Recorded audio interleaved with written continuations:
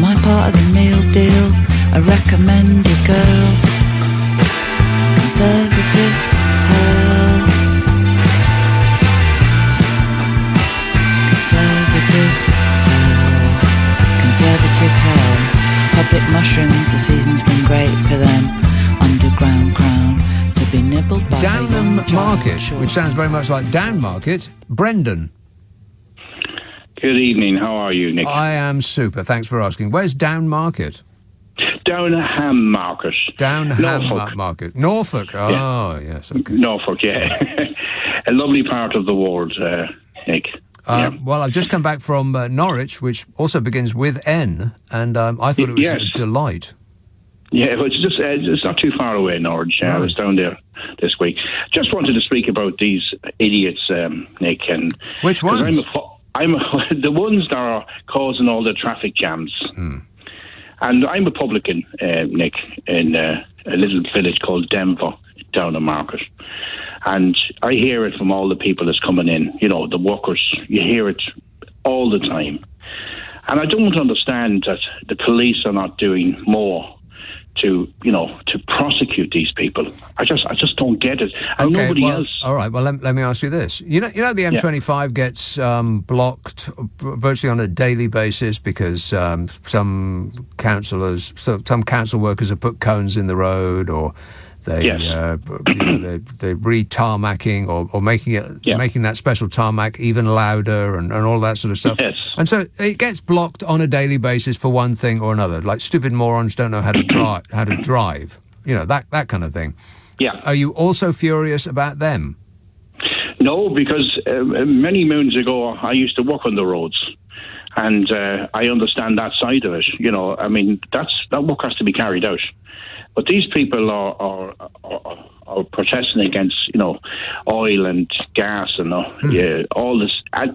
But what I wanted to say, Nick, and I just want to see, does this work? Just say, for instance, just say that the traffic can't go any further, and someone dies as a result of these idiots.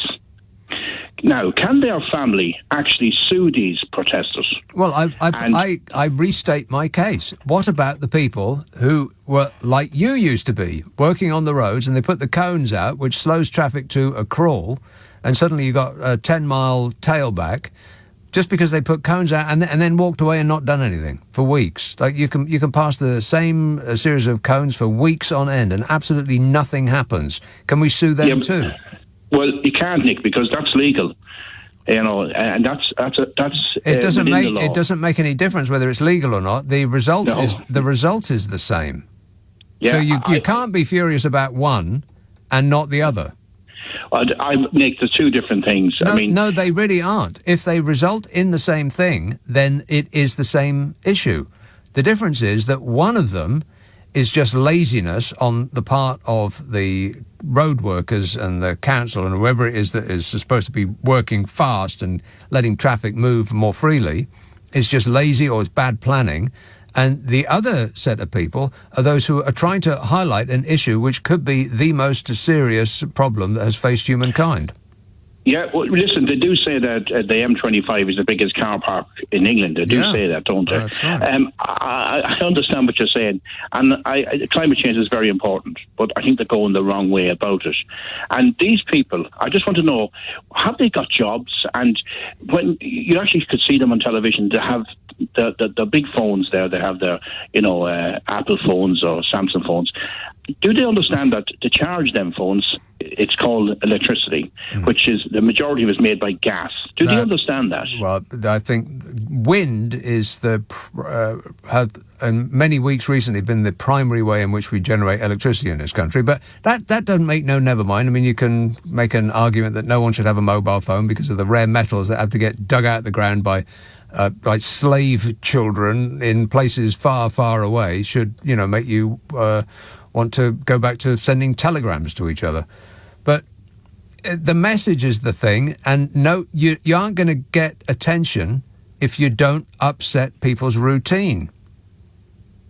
Right, and when some people, I mean, it's costing millions and millions of pounds every single day they stop the traffic. It's costing the country millions of pounds, which is peanuts, millions of pounds. This government loses billions of pounds on a yearly basis. On a yearly basis, just through fraud, they lose something of the order of £50 billion, not million, billion. So that ain't nothing that they're costing. Well, I'm not talking about the government. I'm talking about the small businessman that's trying to make ends meet in these tough times, that's stopped on the M25, that has to get his goods from A to B. I'm talking about him, the people that come into my pub and speak about this every day. And there isn't one, Nick, there isn't one person standing up for these people. And climate change has to be addressed. There isn't one person that's standing up for these people. Which people are you talking about? I'm talking about the people that's causing the traffic jams and gluing themselves to the bridges and all this rubbish. There isn't somebody standing up for them. Well, anyone that comes into my business, my pub, I see what you mean. Right. Every single person, and we all can't be wrong. Every single person, and it's all walks of life. Brendan, Nick, but what you're saying is everybody I know thinks like me. Well, that's because you talk to the people who think like you. Well, not necessarily. I don't agree with that, Nick, because these are people, not just regulars that come in. I just haven't heard anyone that's defending them. I don't know anyone that's actually a normal person out there defending these people. Normal. Well, these people, Nick, these people by your own admission, though, you run a pub in a place that's so small that it's near a place that no one's ever heard of. So I think you've probably got just regulars. There's not much passing trade, right? There's quite a lot because there's a couple of holiday resorts now, camps next to us, yeah. So, and it is very popular. Holiday resorts in November? All year round there's 2 caravan sites and people go fishing and shooting up this neck of the woods. So it's quite popular. In November? And that's when the shooting season starts. It starts at the end of October. And they come from all over. Right. I thought it started in August. No, it doesn't. Not for the pheasants and ducks. I don't do shooting myself, but I see these people on a regular basis that come down twice a year from different parts of the country. So people who like blasting animals out of the sky are against people who look like crusties and hippies. Well, that would have been my first guess. Yes, Brendan, we run out of time because it's 12:30 and I need to go to the news. But thanks for that. All through history, if you can name me any major change that has come that is, has been described as eventually positive, like votes for women, and so on. If you can name one single one that was achieved without upsetting people, then I'm keen to hear. I'm not saying that the way that they're going about it is right, but I suspect that history will view them more kindly than we do at this moment, or that we are being led to do by a relatively few people who talk really loudly, by which I mean the right-wing press. Gatwick. Hello, Rupert. Oh, hi there, Nick. Rupert, please speak directly into the phone. Hello, can you hear me now? There you are. Yeah. Oh, hello, Nick. Right, these brainwashed lemons protesting about man-made climate change. Lemmings? I mean, do they not... Yeah, well, they just follow each other like sheep, aren't they? Just easily led. The lemming sheep. Yes. Yeah, I'm just wondering, do they know, or does anyone know, that during Roman times, this country was a lot warmer because the Romans were growing grapes and making wine as far north as Yorkshire. Booze. Now, yeah, and people weren't driving cars back then, were they, or flying around in planes? Well, there's no evidence that they weren't. No, but I know the Romans were advanced, but they weren't that advanced. And what about...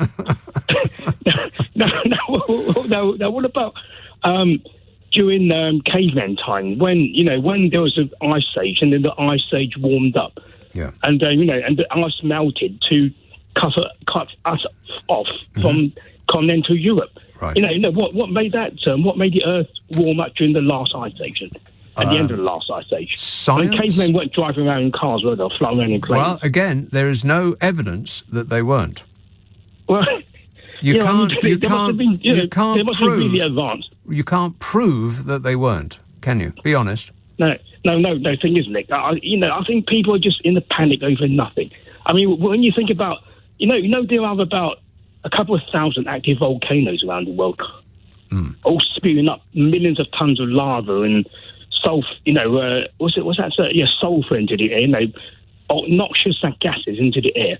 I mean, millions and millions of tons of it every day. Now, we cannot drive enough cars, right, or burn enough petrol to equal that. So what we're doing is just minute amount of pollution in the atmosphere. I mean, it's so minute that it doesn't make any difference, Nick. Rupert, people can I ask you a question about this? Panicking over nothing. Are you a person that's done their own research? Well, I did A-level geography in the 1980s when they taught you facts and not propaganda, like kids are being taught nowadays. So your research is from a geography lesson you got at school in the 1980s? Yep. Well, I'm convinced. Problem solved. Thanks a lot, Rupert. Chertsey. Hello, Tony. Oh, hi there, Nick. Yeah, I think the reason is because they're all part of the same ruling elite.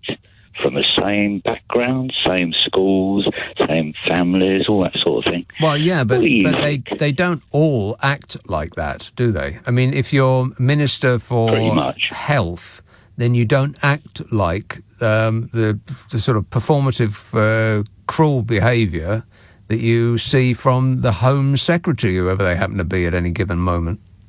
Well, I think they do pretty much act very, very similarly. Anyway, I didn't want to talk about that, Nick. What I wanted to ask you was, you sound very agreeable. That's unlike you, Nick. Sorry about that. Sorry about that. Was that a question? You accept my apology there. Was that a question? What? Which one? Well, you said you wanted to ask me something, and then you said, I sound very agreeable. That's not a question. What's the question? No, that was a reaction to what you said. Oh. So what do you want to ask me? Do you think your life would be much, much, much simpler and better if you didn't have a car? No. Why not? That's my considered response. Well, because it's... Tell us two good reasons. Right, okay. First reason is I live quite some way away from the nearest public transport. Mm-hmm. It would be quite difficult to haul shopping back to where I live without a car. Couldn't really do it. Not feasible, unless I ordered a cab, but that's a car. What about a bicycle with a trailer? But then, Tony, I would be one of those people on a bicycle with a trailer, and I do not want to be one of those. No offence. Why not? Well, because it's a bicycle with a trailer. Yeah, so? Are you a person that has a bicycle with a trailer? I used to have up until a few days ago when I left it outside my house intending to go up the dump because I had an old mattress on the trailer. Oh, yeah. And then, I was arguing with my granddaughter for about a quarter of an hour. Then when I came out, it had gone. You were arguing with your granddaughter for a quarter of an hour? Yeah, about that, yeah. She's very difficult. As opposed to her granddad? Well, no, I'm not difficult. Of course not. So somebody stole a bicycle with a trailer and an old mattress on it. That's right. I tied it on all nicely because I'd modified the trailer out of it's a sort of packaging thing made of plastic, quite big, about a metre long and about a metre wide. And well, that sounds like an unstable load then, unless it was a mattress for a baby. No, it's got quite a broad base, about 3 foot. So no, it wasn't unstable. It's 3 foot wide. Yeah, that sounds like a hazard to pedestrians. No, 3 foot long. 3 foot long. 3 foot long, right? Yeah, it's still only about foot and a half wide. Well, a foot and a half wide and 3 foot. What kind of a mattress could you secure to? I mean, it would be bouncing over the edge of it, surely. No, you fold it up and then tie it. Oh. Oh, you mean you haven't come across that solution to a mattress problem, then? Folding mattress, right. Well, I mean, they all fold. It depends what you want to do with them. Origami, an origami bed. I get it. Yeah, well, could do. You know, so what are you going to do without your bike? Oh, get another one eventually when the car boot sales open again. That's where that one came from. For only £70, and it was an excellent bike. You know, loads of gears, all the gears, and it was pretty good. Yeah, I was annoyed about that, but you don't get that annoyed when it was only £70 5 years ago. Right. You know what you want? A car.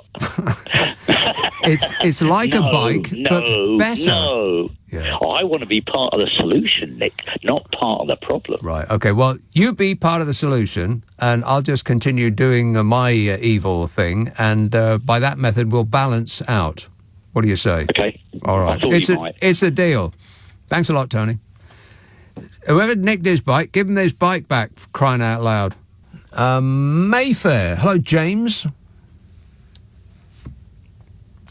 James? James here. Sorry. Yeah, so I was just listening in, and you said that the country has sold its water, its gas, its oil. But, can you elaborate on that? Because I don't quite agree. I think the country sold everything to British companies. Companies will pay taxes in the UK. You think we sold everything to British companies? Well, you think our electricity is owned by British companies? Yes. Well, name them. It's British companies with British workers who then pay their taxes in the country. Right. So they're not. None of them are French or German then. Sorry. Yeah, but they pay taxes here, right? So in the end, employees pay taxes wait here. a minute. They're either British companies or they're French and German companies. They can't be both. So which is it? Yeah, but regardless of that, whatever they do in the UK is being paid in the UK.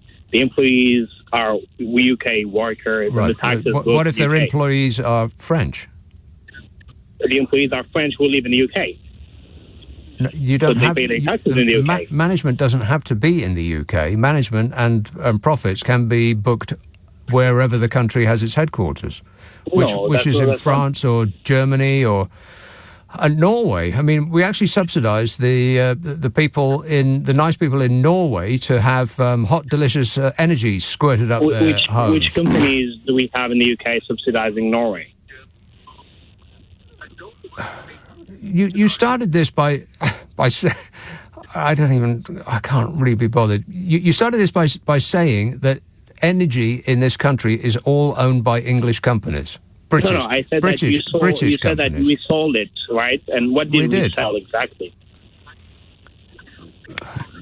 Okay, well, James, honestly, I don't have either the time or the patience in a brief 3-hour show to go back through the privatisation of British Energy. Look it up on the internet. It's all available. Just ask Sid. He'll tell you. You know, that nice guy from Mayfair that just called up asking for a crash course in us selling off our energy. I wondered during the break how long it would take me to find out the information that he required. And it was about 2 seconds. 2 seconds. In 2021 alone, £2.5 billion of energy bills paid by UK consumers went to foreign state-owned entities, which means that we are subsidising foreigners' cheaper electricity and gas prices. I mean, in France, they've restricted it to, 4%, 4% increase, something like that. We're paying for that because France isn't stupid enough to have sold off its electricity and its gas. 58% of UK offshore wind capacity is owned by private businesses, and only a third are headquartered in the UK. 60% of the UK energy supply comes from abroad. Norway, Qatar, Sweden, Netherlands, etc., and so on. Don't look with your mouth, look with your eyes. North Carolina. Hello, Graham. Nick, if you're in bed, you need an electric mattress pad to be underneath you. Underneath, yeah. Hey, how is it that young people and old people cannot get picture ID Why is it so difficult for them to do that? No, it's not difficult for them. It's not difficult for them to do it. It's that they are just less likely to have one in the first place. Why? Because they're less likely to have a car. They're less likely to have gone abroad, particularly in America, where people don't really go abroad much. They're less likely to have a passport. They're just younger people and poorer people are less likely to have photo IDs. Yeah, but here you got to have an ID to do anything. The bank, the beer, the cigarettes, everything. Yeah, that's true. Well, a driving license, Every single place you go, you got to show an ID. An ID. Yeah, that's true. Not so here. We don't really do that now. Or no, you don't do that. Up to this point, but we will shortly. Now, can I talk about immigration? Okay. You have the horrendous number of 40,000, I think, that have come in on the rubber dinghies. And we've had 4 million that have come in through flying them. And, Brits ought to do that. They want to come to the United States. Just fly to Mexico City and walk across. Mm-hmm. I mean, that's a piece of cake. Now, what would happen if that is if you want to spend the rest of your life tending somebody else's yard for a living? Well, okay. Yeah. My dad did that when he came over in the 20s.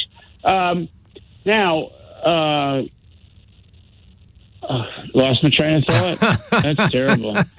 I had so many things to say. Well, you've got to make notes, Graham. Otherwise, you will. I generally do. Embarrass yourself. One of the things that I wanted to talk about earlier this morning was the rhetoric when Simon Marks was over here, and one of the other presenters was talking to somebody, and they were talking about the rhetoric, how horrible the rhetoric was about Chinook helicopters and using terms of endearment to express the situation that you have there. Not endearment, the opposite of that. That's true, right? Well, it's a wave, it's an invasion, that kind of thing. Invasion, that's right. The invasion term, that's right. Well, it seems to me that chins up stuff just as bad as what happens on the right. I mean, election deniers. We have Stacey Abrams in Georgia. She's never admitted that she lost to Kemp back in the previous election. Well, I think there's something like 150. I can't remember the exact number, but it's like 150 or more Republicans who are running for office have said that they will refuse to accept the results of the vote unless they win. Talk's cheap. And then James Clyburn in South Carolina goes, if you vote conservative, you're a Nazi. I mean, what kind of rhetoric is that? That guy said that. He said in 1939, Germany had the best government going, the most democratic government going until Hitler became the chancellor. And then now, if you vote Republican, you're a Nazi. That's nice talk. Well, I've a question for you, Graham, in North Carolina. Why is there a North Carolina and a South Carolina? What's the difference between the two? Why do you get two states in Carolina?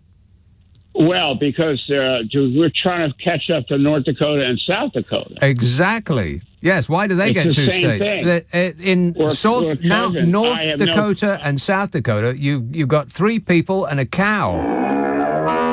You'd have to go back to the before, back when we left you guys and figure that one out, because Georgia is obviously named after King George, and I'm sure that South Carolina and North Carolina split off from either Virginia or Georgia.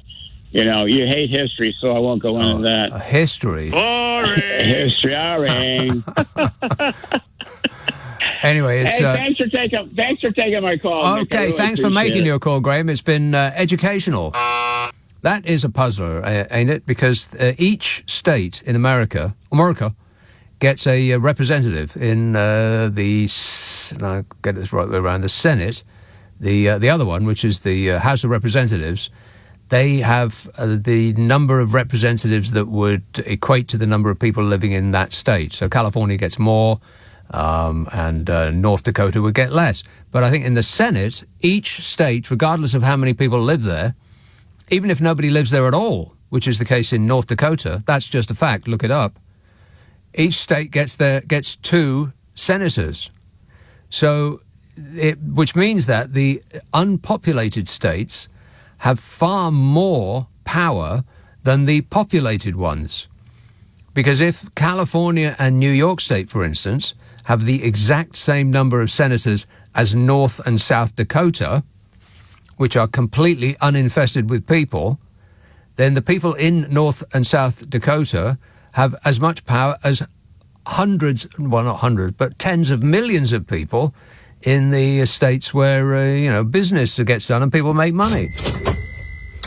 It's just a completely screwed up system over there, and I am so glad that America exists because it takes the heat off us from being the laughing stock of the world. Not that any particular person has a responsibility for that. I'm president. Can you believe it? I'm just saying. Falkirk. Hello, John. Hello. John. Hello. Yes, John. Hi, Nick. Let me say it again. Hello. Yes, John. Hi, Nick. First time caller. Long time admirer. No kidding. Well, right. I would just like to. Okay, so do I have to be funny? Pardon? Do I have to be funny? Let me think about that. I'll put you on hold. I don't know. It's slightly threatening. Bristol. Hello, Joe. Hello, Nick. Joe. You're not going to believe this. Go on. You've been getting texts and tweets over the last couple of months saying that an LBC morning presenter has been creating jingles and effects in the show. Maybe. Yeah, well, 12:25 on Thursday during Mystery Hour, he played your Jesus' birthday effect. What? On air. Stolen your effect. Well, so, that's no good. I know. I know you don't like doing homework, so I've done most of it for you, but what you need to do, you need to give Daniel Barnett a call at 9 p.m. on your way into work tomorrow. Good idea. Get a no win, no fee. No win, no fee. No, you know what I mean. It's a what now? Sue him. Yeah. And with the money, you still won't be able to pay your electric bill. Exactly. I'll cut you in for 10%. Thanks for the swerve there, Joe. No touching. You see, it's no good when somebody who is more popular than you are, who has a bigger audience, takes your sound effect, because then that sound effect becomes theirs, and people say to me, why are you stealing James O'Brien's sound effects? No, no, no, no, no. No. Southampton. Hello, Kev. Oh, Nick, how you doing? Good, thanks. I'll comment on two things, if I may. The firstly was around the Brexit debate. I'm sick and tired of media and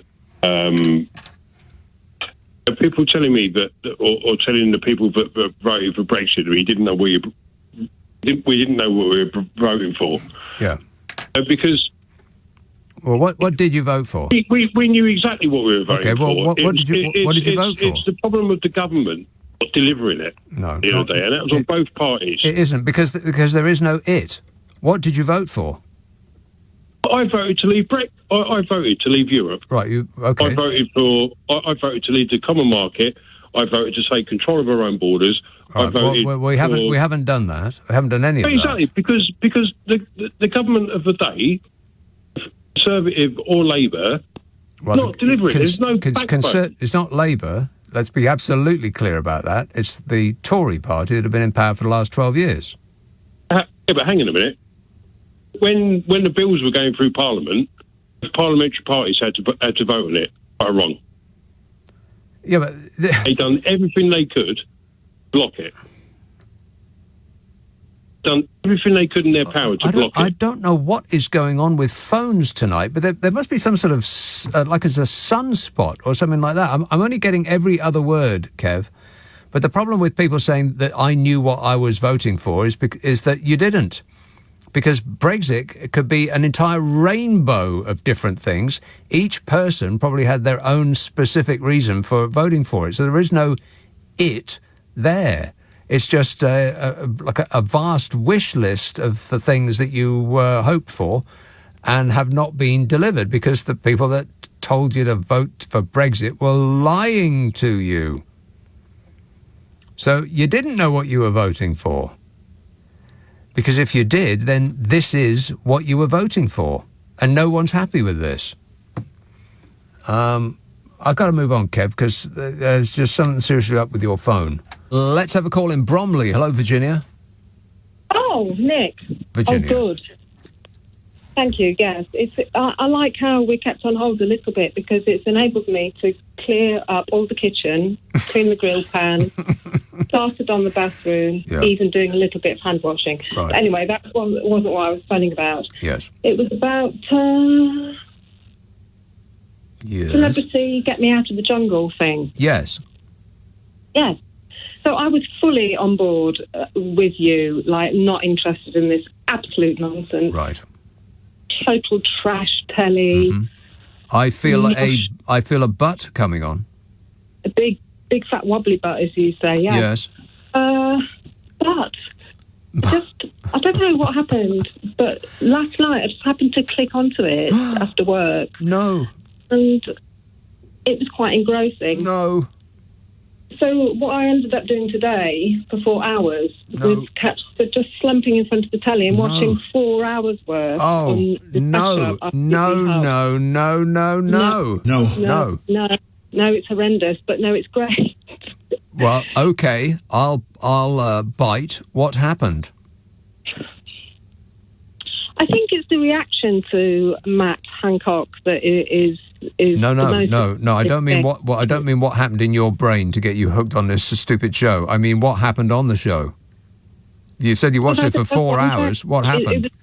It was the other sort of Z-list celebrities' reaction to him because he came in a couple of days late.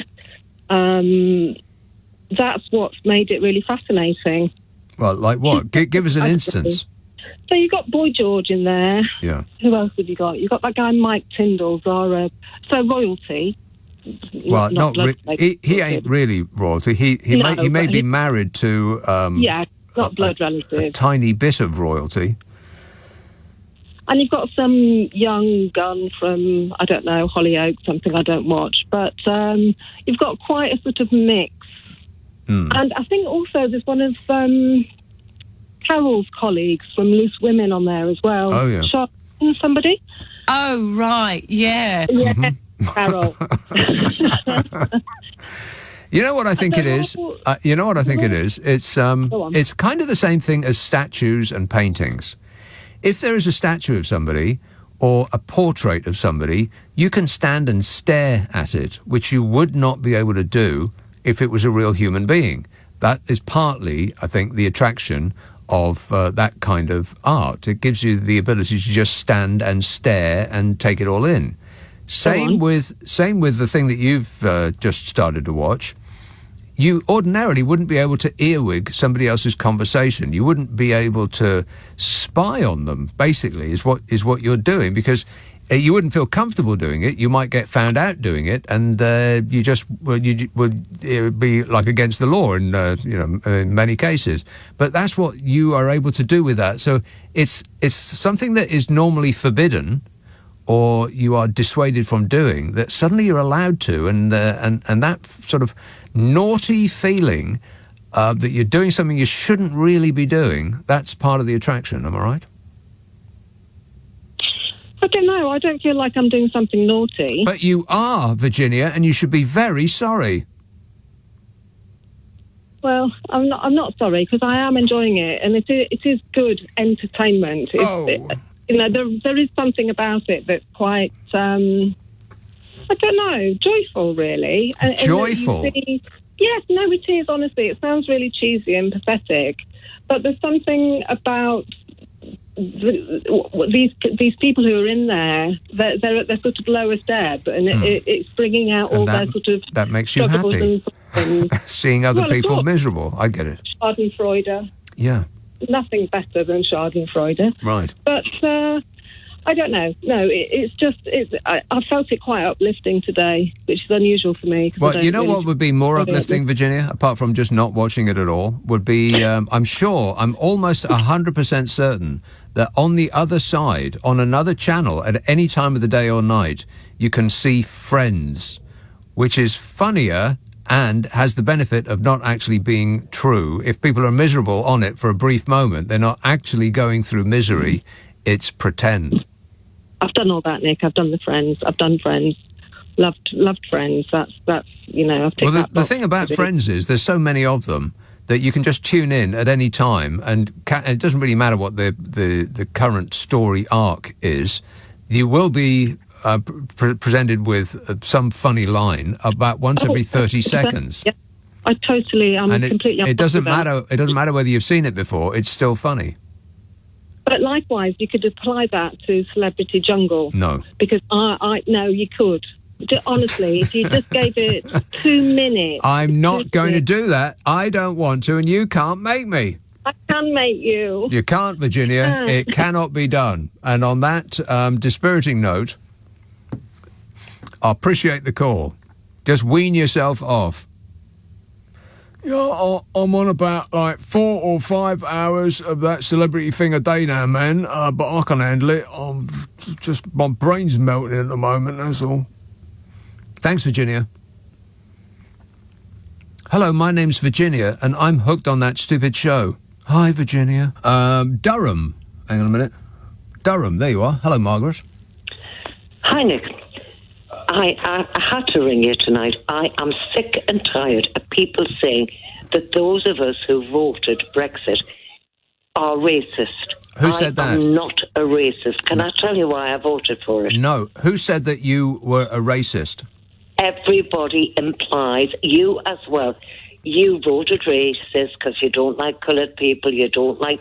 It's nonsense. It's absolutely not nonsense. The main reason that people voted to leave the European Union was so we'd be surrounded by fewer foreigners. And what we've got is more foreigners, but from places that aren't close to where we live. There are even more foreign.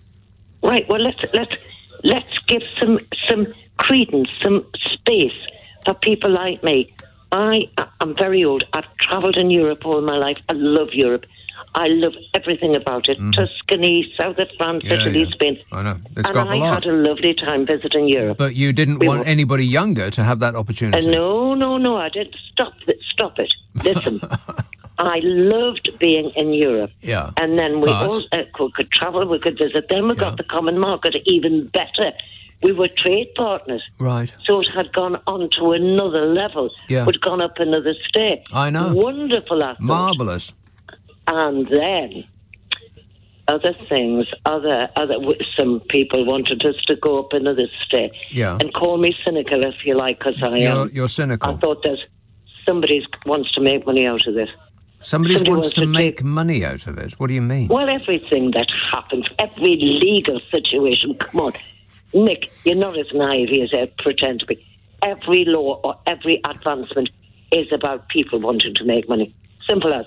We had the common market, it was perfect. Why did we change it? Because people wanted to make money. Who is making money? Apart from businesses that could trade freely with a block of over 400 million people, and those businesses sustaining the economies of each country in Europe, particularly our own, being a trading nation. Who else was making money? The common market was perfect, and we're all friends and neighbours. Well, what's the difference between the two, the common market and the EU? A lot. What? As you know, what was the main thing? Just one. Give me one difference. Heading towards a European army. No. That's an imaginary future. Let's talk about the actual difference, because you brought it up, so you must have something very, very clear in mind. What I have clear in mind is it was perfect as it was. Yeah, you keep saying that, but you can't determine what was perfect and what changed. So really what you're saying, Margaret, is that you have absolutely no idea what it is that you're talking about. You just want to insist that you didn't vote to leave the European Union because you didn't like the idea of foreigners moving here. That's wrong. Well, you then tell me what the difference between the common market and the EU is. Because when we you joined can't, the EU... can you? Yeah, it was perfect. We became embroiled with the EU. But what does that mean? Embroiled? Embroiled. Embroiled? Hitched on. What, like Scotland is embroiled into legal matters, England? into all sorts of matters. All of which we had a veto over, and we agreed at the table when we were sitting at the table. Now, of course, we have to obey those rules if we want to trade with Europe, but we have no say in what they are. It's not really taking back control, it's sort of giving it away. We were giving a lot away. Like what? Like what? Like taking on European laws. No, well, I've just said that we didn't take on European laws. We were at the table when they were decided. And which European laws are you most aggrieved about? I am not into that. I'm not that clever. I'm not that intellectual. Well, okay, so why did you vote to leave the European Union then? Because you can't tell the difference between the common market and the EU. You don't know which laws it was that you are most aggrieved about taking. So what's left? Other than the foreigners thing? Why don't ever say that there was? Well, I'm trying to find what it is that compelled you to vote to leave the EU, Margaret. But you can't come up with any actual reason. I've told you. No, you haven't. You said that the common market was perfect, and that it all went wrong when it became the European Union. But you can't actually say what it is that went wrong. Well, no. Call me cynical. I am. When things progress and go on, there's money to be made. Okay, so leaving the European Union means that some people made money. Yes. So there's no difference between the two? No, there isn't. It's all about money. The whole world's about money. Yeah. I am not a racist, but I've just told you. Yeah, and you know, when people tell me that they're not racists, right out of the blue, without actually being accused of being racists, then, I don't know, warning bells are sounding in my mind. How about you? We could keep talking about that, Margaret, but I really don't see what the point would be. British families are facing a lost decade of pay growth as inflation is set to erode years of improving living standards. Were you aware that your living standards have been improving? Well, too late to get used to that, because now they're going to start unimproving. The government's Office for Budget Responsibility said price rises over the next couple of years will completely wipe out salary increases built up over the last 8. Wow. The 7% fall in living standards is going to be the biggest since records began, as in ever. 7%. Think of it like this. You throw open your door and you ask a stranger to come in and take 7% of your stuff. Are you happy? No. And it's all thanks to the party of fiscal responsibility. This government will have integrity at every level. Good one, Fishy. As businesses feel the squeeze, they will begin to axe jobs. Unemployment is expected to rise from its current level of not much to about 5% in the third quarter of 2024. That's going to put another 500,000 people out of work. And they still won't want to do the jobs that Eastern Europeans used to do before we yelled at them to get out of our country. So entire industries might collapse, like farming and food packaging and food preparation and restaurants and caterers. Basically food. But, you know, who needs food when you've got sovereignty? We don't need to eat.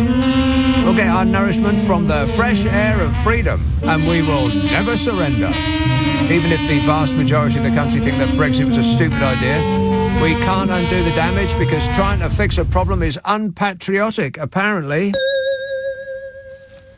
There's an economist called Thomas Pugh of accountancy firm RSM. He said the Office for Budget Responsibility's forecasts paint a dire picture of the economic outlook over the next 2 years, with a year-long recession and a record-breaking fall in households' real incomes. And Paul Johnson, the director of the think tank, the Institute for Fiscal Studies, he said, the next 2 years look grim in terms of living standards.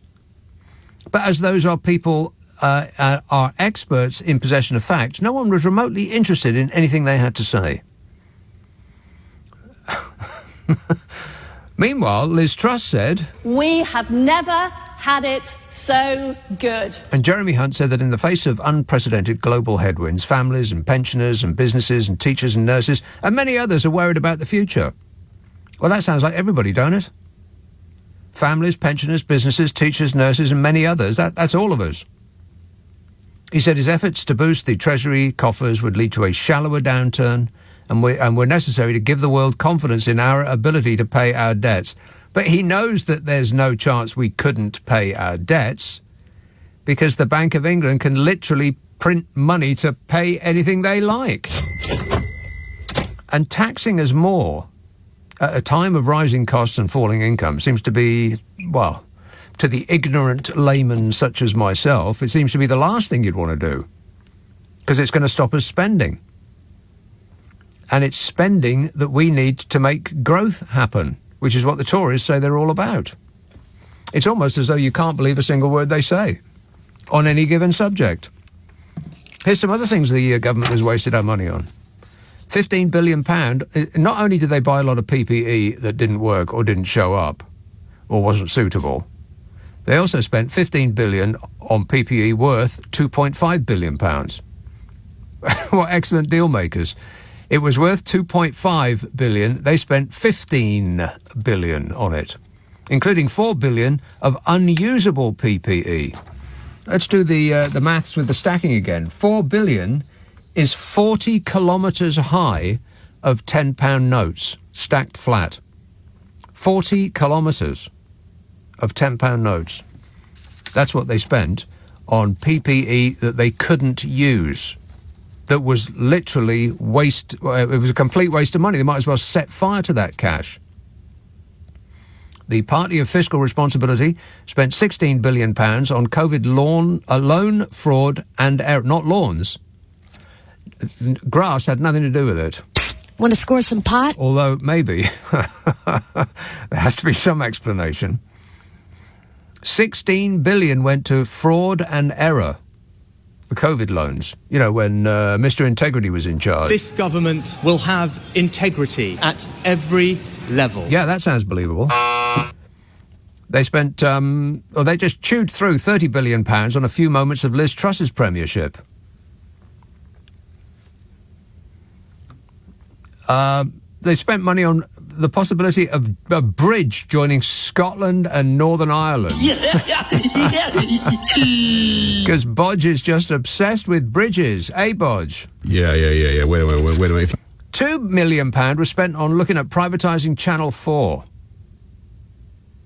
Oh, there was the Brexit Festival. And paying Rwanda more than it would cost to put asylum seekers up at the Savoy Hotel. And hundreds of billions of pounds more, of course, on their very special Brexit, which we cannot look at again, even though the people have decided.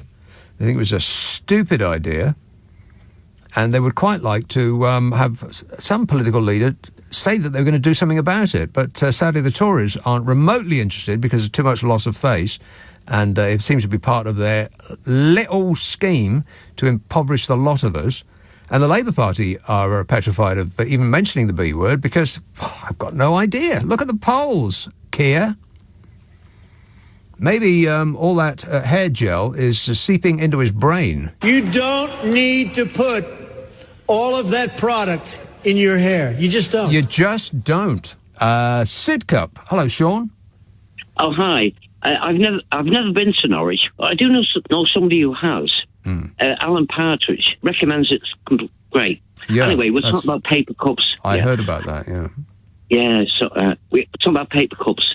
Funny enough, I went the other day to a well-known, they sell coffee, and I brought my cup with me, ceramic, I might add.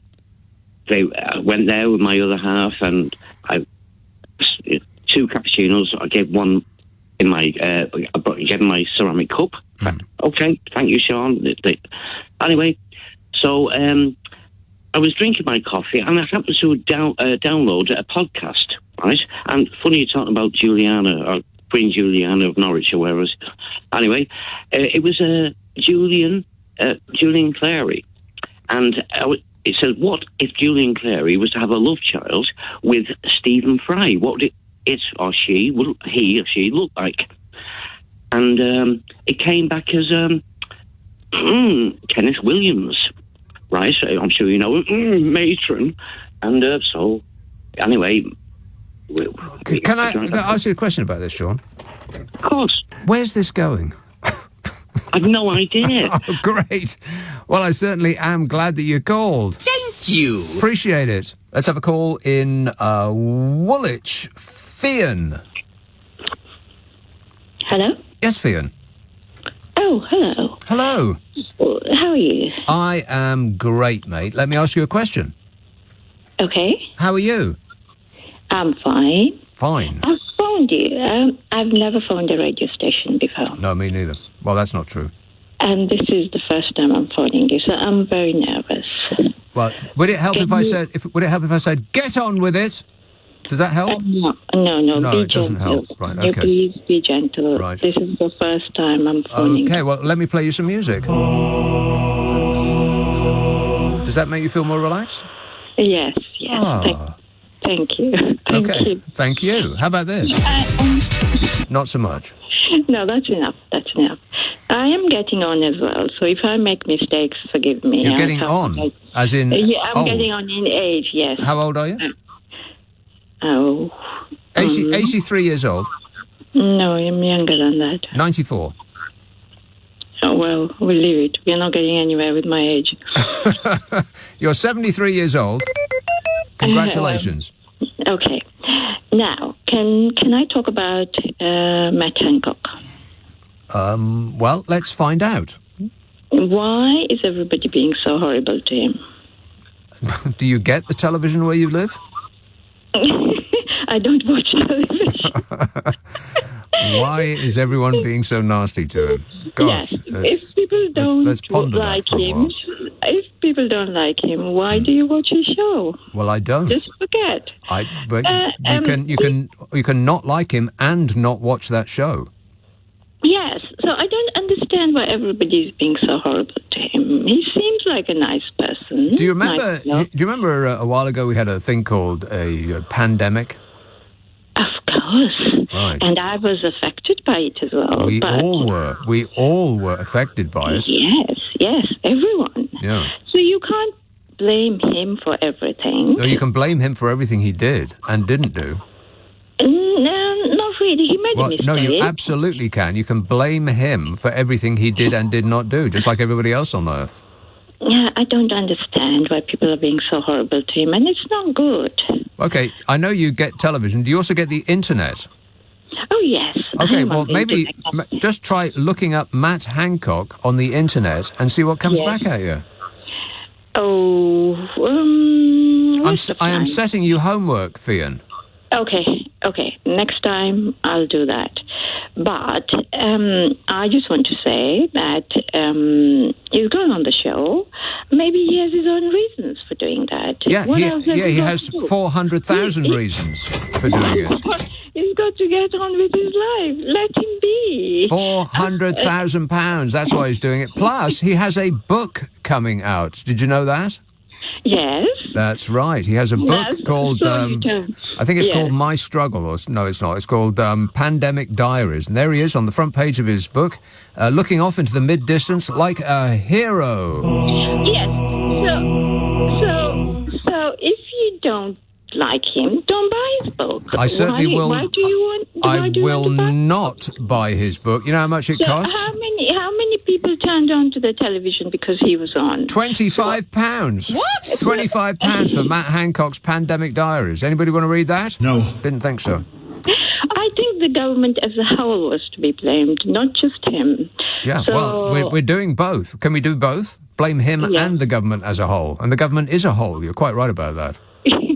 Yes, we should blame the government as a whole. I think, yes, he did make a few mistakes. A couple of thousand mistakes, yeah. But all of them made mistakes. Yeah, a couple of thousand mistakes, each one of which led to hundreds of dead people. But, apart from that...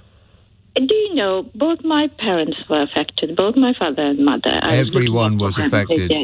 Everybody was affected. They died while COVID was on, and I couldn't even go and see them. Right. Meanwhile, Matt Hancock was all hands. Disgusting. Yes. Finagling he was. Yes, and that was wrong. That's his big mistake. Right. He shouldn't. One of his big mistakes. He shouldn't have been doing that. Yeah, shouldn't oughta. No.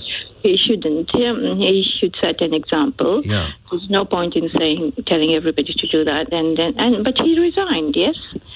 So he paid the price for it. No, he didn't really pay any kind of price for it. He, like I said, he's just on television earning £400,000 for being who he is. So what? So what? Why? Why don't you go as well? Why don't you try? Well, first of all, Fian, they didn't. Didn't ask me. Yes, Second, what a shame. I probably wouldn't go. Although if they dangled £400,000 in front of me, I would have said yes to pretty much anything. And the other part of the story, which you must keep in mind, is we poor dopes who pay taxes are paying his salary to do a job here while he's over there earning a vast amount of money. True. Don't watch the show. Whether I watch the show or not does not change the facts. Well, that's what the producers want, isn't it? They want people to watch the show. You are the people who are making him more famous.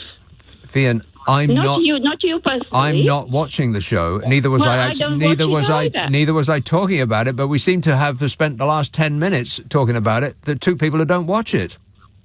Oh yes. But then I hear of him all the time. I know. And I don't understand. You can't get away from it. Yes, it's the media who's giving him publicity. Why? I see. It's my fault. Yes. not you personally. I'm blaming you, Fian. You. Wait a minute. You are the one that's brought this up on this show. You are the one that's hogged this hour for the last 5 minutes talking about Matt Hancock endlessly. It's your fault. Well, you tell me what I can talk about then. I want to talk about your parrot. I don't have a parrot. I believe you do. I said parents, not a parrot. No, there's a chirping in the background, unless your fire alarm is going off. Oh, that's a smoke alarm. You've got a smoke alarm as a pet? Yes. Right. I'm very lonely. I think you need to feed it new batteries. It keeps me company. It's starving to death. No, something's wrong with it. I've tried putting batteries in it and it still won't work. Well, my advice is get a man in, or woman, sexist, and they can fix it for you because you don't want to wait till there's a fire. No, I like it. I like it make some sound. But it's very quiet in the house, so at least it's got, rather than getting a real bird, I can listen to the chirping in that way, isn't it? It's much cheaper. Well, it's a cheaper chirper. That is absolutely true. Yeah. Yes. But it's supposed to annoy you to the point that you will change its battery. It's supposed to be annoying. But it's surprising. But you like Everybody else comes and says, get rid of that. I'm the only one who doesn't mind it. It doesn't bother me at all. Perhaps there's something wrong with my hearing. I don't know. I'm getting on, as I said. Right. Well, there's definitely something wrong somewhere, Fian, and I want you to look into it. Ask for an expert's advice. Promise me you'll do that. I am already doing that. Don't worry about that. And by the way, how did this first call to a radio station go? Oh, very well. I'm surprised at myself. Yeah, it hasn't been that bad, has it? No. But then you are different to other presenters. Well, I'm going to take offence at that. No, you are much more. You are much more nice. I'm much more nice than other presenters. Yeah, not that I'm criticizing other presenters. Right. No, go ahead. Everyone I don't mind. Everyone is different. Everyone is different. Yeah, everyone is unique. And you are more sort of nice. Nice and not so serious. Yeah, that's right. Aren't I an absolute dream? Harrow. Jonathan, Harrow. Good evening, Nick. Yes, sir. I wanted to make a point about the Twitter, but also about the Rishi Sunak. Mm-hmm. But the Twitter point can be quote-unquote controversial, so please let me make the Rishi point as well. But the Twitter thing, first of all. Go on. I'm not a right-winger, okay? and I'm not a prejudiced against anybody. Is that the controversial part, or is it still coming? It's still coming, right? The controversial part is Twitter is now like so overrun by the wokies who chain what... It's true. The wokies. They chain whatever you can say. Yeah. You're not talking about Wookiees. Wokies. No, listen to me. What has happened now is that there's been almost a takeover by the, whatever. And again, I'm not a prejudiced or a sexist or nothing. But. Yes. However, it's just virtue signaling of the ultra-feminists and the men who are all going, oh, we're so virtuous. And, like I said, this country is the chocolate, the water, all of this is making the men very weak. Wait a minute, hang on, whoa, back up. The water and the chocolate, did you say? The chocolate, the sweeties, all of this, it's got chemicals in it. So, wait a minute. So the water and the chocolate have chemicals in it that is enfeebling men in this country. Is that what you're saying? That's point one. Oh, wait, that's okay. We'll just park that there and accept it as established fact. Yes, it's the chocolate that's ruining your personal area. Disgusting. Go ahead. I've been in trouble in the past in the work. In the jobs, the jobs I worked at, because I said things like, you go into office in this country and it's mainly just a lot of obese women's taking maternity leave again and again. And I'm not against the workers' rights. And Elon Musk is sort of coming in with American Dream. He bulldozed all of it. And I think workers deserve the right, but you also can't be a country where everybody is too lazy. Right, well, which country is it that you're talking about where everyone is too lazy? This one? Well, it's like say again, I don't want to offend the British people. I respect... No, but that's why a lot of the immigrants have to come in, because here everybody just fat and on the computer doing the... We're fat on the computer. We're playing computer games in our fat laziness in this country. And that's what you're saying. But you don't want to be controversial. But you're saying that British people are all fat and lazy. No, but can I just say the Rishi Sunak point also quickly? Now, hang on a minute. Okay. Can I just establish? Have we already gone through the controversial part, or is it still to come? There's one more controversial. One more controversial part, right? Gird yourself, people. Grip onto something firm. Go ahead. No, because you can't speak freely on the Twitter before Elon Musk came in. You have to be so... This walkie-talkie has killed stand-up comedy. It has. It's killed stand-up comedy. You can get sacked. You can get sacked for saying that the ultra-feminists are you can get the society. Sacked for saying something as a stand-up comic. No. You can get sacked for saying something wrong on the Twitter. You can... The Twitter is monitored. It is like, deep state monitoring. And if you say one thing, it is true. People say I'm stupid for saying these things. Who does? But who says you're stupid for saying these? I want the name of the people. You're being sarcastic. Who, me? No, because I'm highly intelligent, actually. Compared to... No, listen, I'm highly intelligent, and I look at these things with a penetrative insight, and I think that society is... The Twitter is not representative of the society, because it is Of course it's not. Why would you think that it would be? Twitter is only representative of the people that are on Twitter. And if you're seeing a lot of people who are sort of paralysed by their wokeness, as you might put it, then stop looking at their tweets. No, because because on Twitter you've either got the anonymous accounts of the far right, okay, or you've got the people with their own name who are being I respect all of this and that. Jonathan, I'm on Twitter for about 36 hours a day, and I have never seen any of that. What are you talking about? Can I make the Rishi Sunak point quickly? Oh, we still haven't got to the Rishi Sunak point. Oh, okay then. I've got nothing left. I've lost a job for a tweet. I've lost money and all of this. But despite all of that, I voted Conservative, and because I'm very emotional. You're very emotional. I saw Rishi Sunak celebrating the Diwali with Dominic Raab, who is alleged is a harsh boss. Dominic Raab? My name's Dominic Raab, and I'm a Tory. Dominic Raab is a Tory, yes. They allege that he's a very tough boss, unempathetic, throw tomatoes, allegedly. But in the Diwali celebrations... He's a tomato thrower, yeah. But in the Diwali celebrations, he was taking the selfie with the guests, and I felt so emotional. I thought, even though I've lost everything, I've got nothing left. Next time, I will vote the Rishi Sunak because he's made this country a multicultural success story. Rishi Sunak has made this country a multicultural success story. Is that what you just said? Rishi Sunak? He's been in power for about 10 seconds. What are you talking about?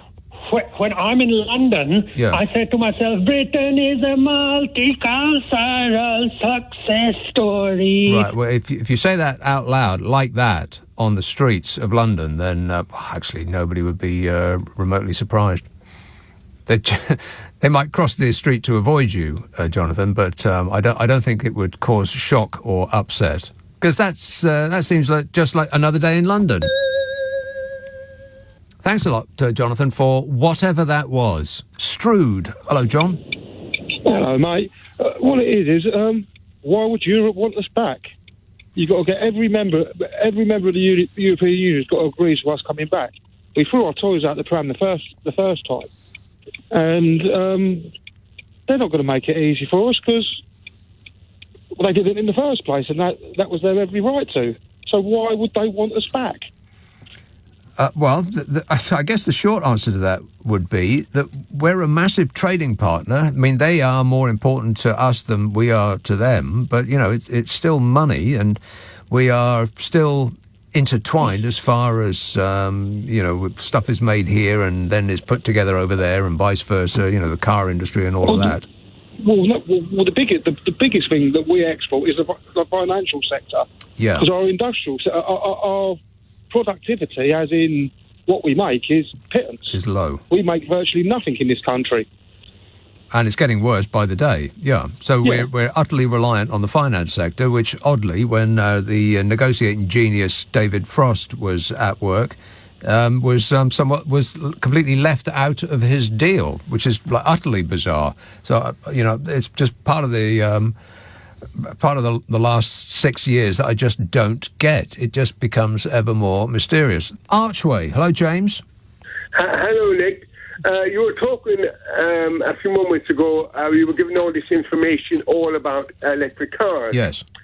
And the man who knows all about electric cars, in fact, he's given one, he's going to give his away, is Ian Dale. He's going to give it away? Well, I don't know if he's going to give it away or not. I suppose he was breaking down some many times. He said, he couldn't put up with it anymore. So he's going to sell it. So you can get rid of your old jalopy and just think about it. Well, now, wait a minute. That's not very... I mean, I bow to no one in my admiration for Ian Dale, but that's not very smart to go on the air and tell everybody how bad your car is and then try to sell it. Yeah. Well, anyway, you were talking about, just a few minutes ago, about people going into shops. Yeah. But do you remember a couple, you'd have to go back a couple of years ago, where people used to queue outside shops late in the evening. The shop used to be closed. So the person used to come along, open his shop. They used to go in, go all around the shop, walk out, go off, and go home. Do you remember that? No, I have absolutely no idea what you're talking about now. Oh, that was some years ago. Right. Why would people queue outside a closed shop? Well, I don't even know. I mean, I don't even know. But are you sure that this is not just some weird dream that you had? No, I don't go in for those. Have you forgotten to take your medicine, James? But it wasn't and actually owners used to go absolutely crazy. They used to, queue outside, and then suddenly... Queue outside a closed shop, yeah. No, I understand what you're saying. I just don't really understand the concept. I just don't understand why you're saying it. But I do appreciate you telling it to me at great length. Thanks a lot, James. Hornsey. Hello, Gareth. Oh, hi, Nick. Remember the town square, the public town square that Twitter is? Yeah. Right, if you have to pay, basically, a couple of stand-up comics, Ricky Gervais, etc., talk about Twitter. It's a public town square. It's a freedom of speech area where everyone can get together and talk about things, right? So every celebrity or every news or reporter has paid to have their own little stall to talk about their own little agenda or promote their own album or promote their own book or talk about their own Conservative Party or Labour Party or whatever it is. Yeah. And basically what it happens now is, if we look at this in this model, okay, we've got the town square with all the stalls, so we've got all the celebrities and all the media practitioners and the journalists, or so-called journalists. They call themselves journalists, but they're not actually journalists. And then what you're then doing is the town square isn't open until you let the plebeians in for a £7 entry fee, right? So basically what will happen is, this is the death of Twitter, because no plebeian is going to spend £7 listening to people in the town square when it should be an open source place for discourse. No, I think you're missing. I think you're missing the point, Gareth. The plebeians in your example aren't being asked to spend £7. It's the people with the stalls that are being asked to pay £7. Absolutely. But let me finish my point. Go ahead. Okay, yeah, I'm completely with you there. Okay, but what will then happen is, all you will get within Twitter, you'll get people with their ticks. It's like James O'Brien, he literally said, it doesn't matter whether I've got a blue tick or not, because it doesn't matter if someone wants to pay their £7 and call themselves James O'Brien and have a blue tick. It doesn't matter, because people will listen to what I've got to say because I've got 1 million followers. Right. Okay? So what you'll find is, within the whole model of this new Elon Musk thing, is like, well, where people are saying like, well, I'm going to have to cut back on my Netflix. I'm going to have to cut back on my Sky TV. I'm going to cut back on this. I mean, it is literally watching the man, Elon Musk, walk into Twitter with his sink and literally, let's just watch it over the next few months, completely destroy itself. Elon Musk will do another U-turn. The blue tick will be a thing of the past because it's absolutely meaningless anyway. But all I'm saying is, a town square with stalls with no audience is nothingness. It's a void. Well, place, yes, but equally, a town square with an audience and no acts for them to listen to, that's nothing either. That's just a bunch of people. So I get what you mean. It's different for different people, though. I mean, James O'Brien is, of course, enormously popular. He's got 1 million followers on Twitter. Now, nobody who would subsequently call themselves James O'Brien, whether they bought a blue tick or not, is not going to be able to amass that number of people. So for somebody as established as he is, then it is completely clear who he is, whether he's got a blue tick or not on Twitter. But for somebody who is just starting out, for somebody who is at the beginning of their career and they're trying to build some support through social media, and perhaps they get their first job and they're just beginning their journey, then it is important for them to be recognised as who they are, rather than somebody impersonating them for perhaps negative reasons. I mean, the reason that I got a blue tick on Twitter is that there is already somebody on Twitter called Nick Abbot. So I thought it's probably a good idea if I differentiate myself from them, who's just a regular person who's not in the public eye. So I better get a blue tick just so I'm not blamed for what they say. So it just depends on whether you're established or not, that the importance of the blue tick. And I guess it will be important to those who are trying to protect their reputation, like companies, for instance. I mean, if somebody buys a blue tick with the name Coca-Cola, then I'm sure Coca-Cola would have something to say about it. Sutton Bridge, hello, Jane. Oh, hi, Nick. Jane, You all right? I am great, mate.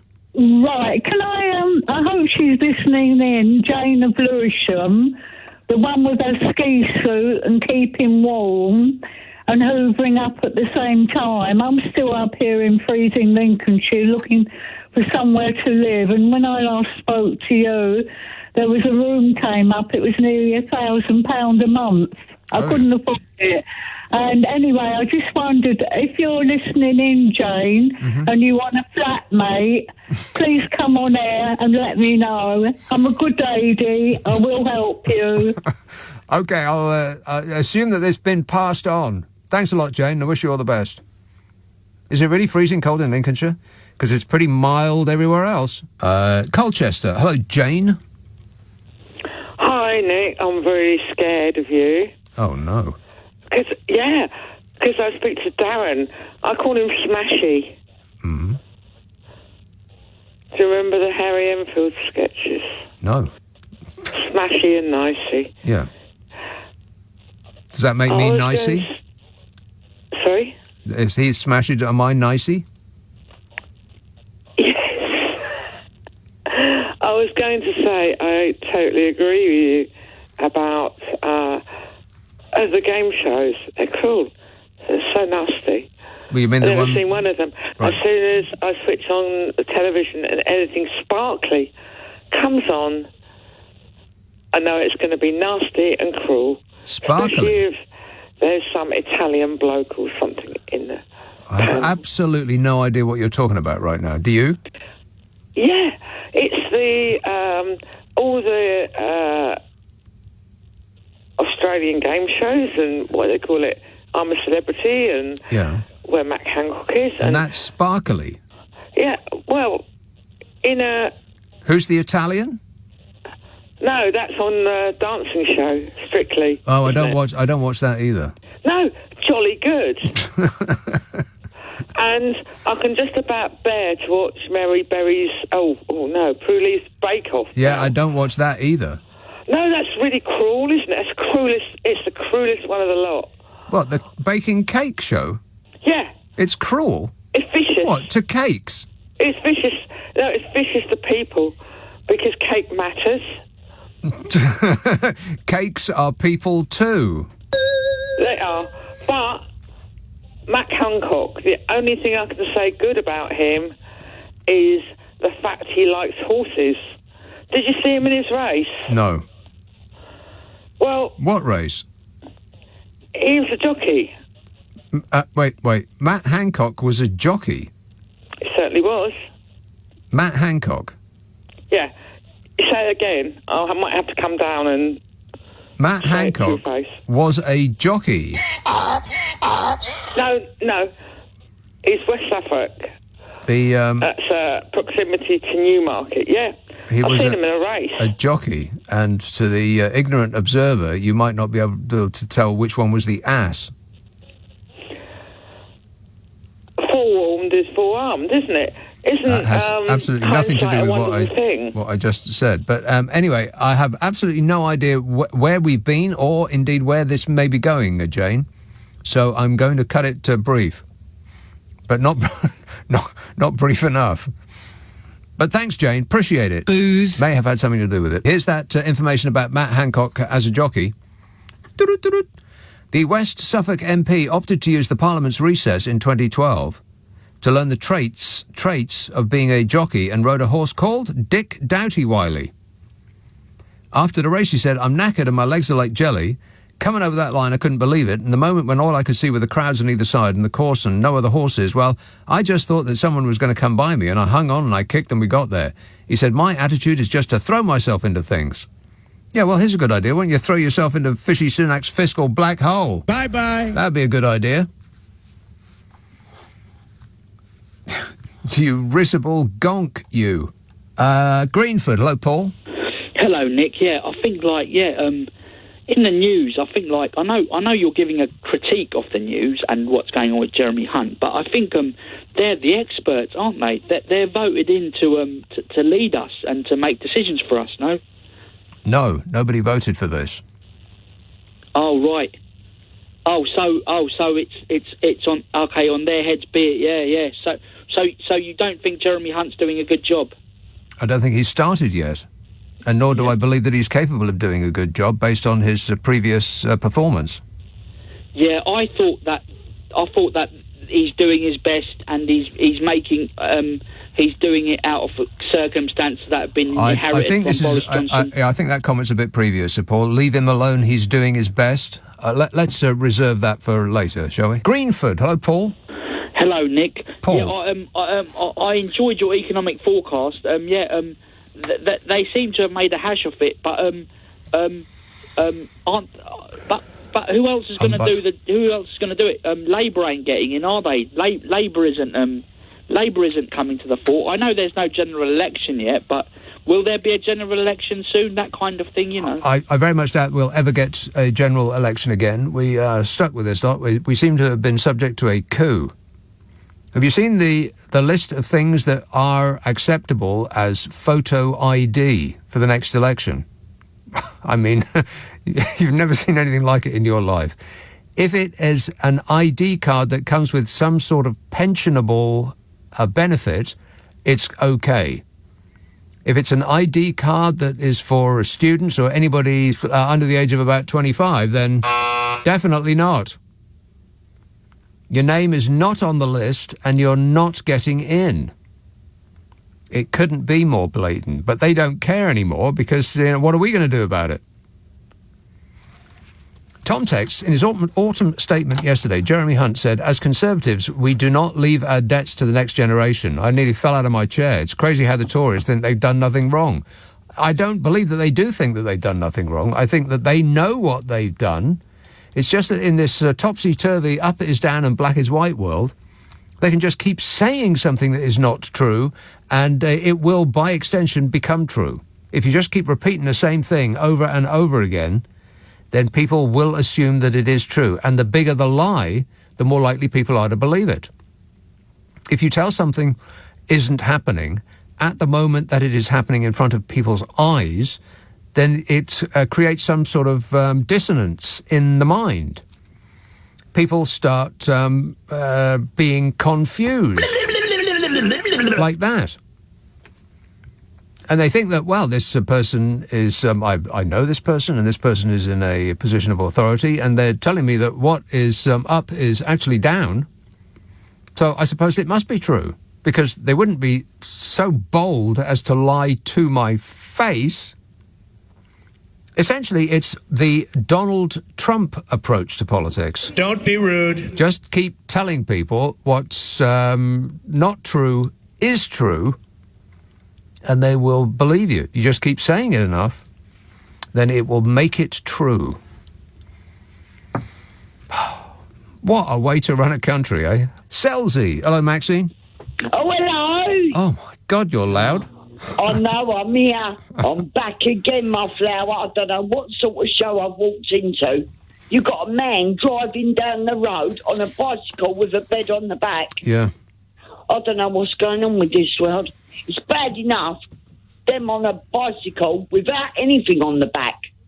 You know what I mean? Just put a few lights on your bike so we can see where you are, my love, so I don't run you over. Wouldn't that be great if they actually put lights on so we can... They drive around in black clothing with no lights on, and they are then surprised when they bounce off your bonnet. I know, and wreck my car.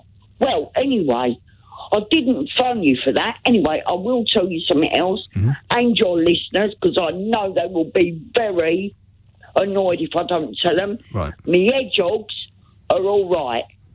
I ain't got me pigeons, never had no pigeons this year. No pigeons? No little baby squablets. They are the worst-looking animal. No, they're not. You like them, really. Baby pigeons are the ugliest-looking things you've ever seen in your life. Little babies. Anyway, my job's all right. Now, here's what I want to put to you, right? Because I don't want to keep you on the phone too long, so I know you're a very, very, busy man, and I'm very tired. Right. Now, here's what I don't understand. You know the illegal people that come over here? Well, they're not illegal, but go on. Well, they come over, right? Now, they get £175 on their Aspen card when they come over. They can spend whatever they want, go shopping on Amazon or wherever. Yeah. Tesco's, anywhere Sainsbury's and other Put a supermarkets. down payment on a Bentley, yeah. Yeah, they can do whatever. Well, no, don't tell Steve Allen that. He won't like that. He won't be very happy with you. Right. Yeah, you drop his... But they get that per week. No, they don't. Now, they don't. That's completely incorrect. No. It is completely Is incorrect. it? Yeah, 41. So what do they get? £41 a week. And what do our old age pensioners get a week? I don't know. How much is it? So, is it 90 odd pound? No, less than that. No, it's more than that. No, the people that are coming over there, I promise you, they get £175 put on an Aspen card per week. No, it's not. That's incorrect. The actual figure is £2,134 per year. Yeah, that's asylum seekers in the UK. £2,134 per year and from the they state. get free meals a day, yes? What, would we prefer them to starve to death? Because you see, they're not allowed to work. That's the weird thing. There's Then over. why There's, come over here? there's- We'll work. what exactly? There's a million. And our pensioners, they all work. They don't get that sort of money in my flower pot. Do they? You know what I mean? No, I don't know. There's a million jobs that need doing in this country, and there's no but one. no one wants to do them. Exactly. So we have people who are coming here desperate to work, and we are insisting that they can't.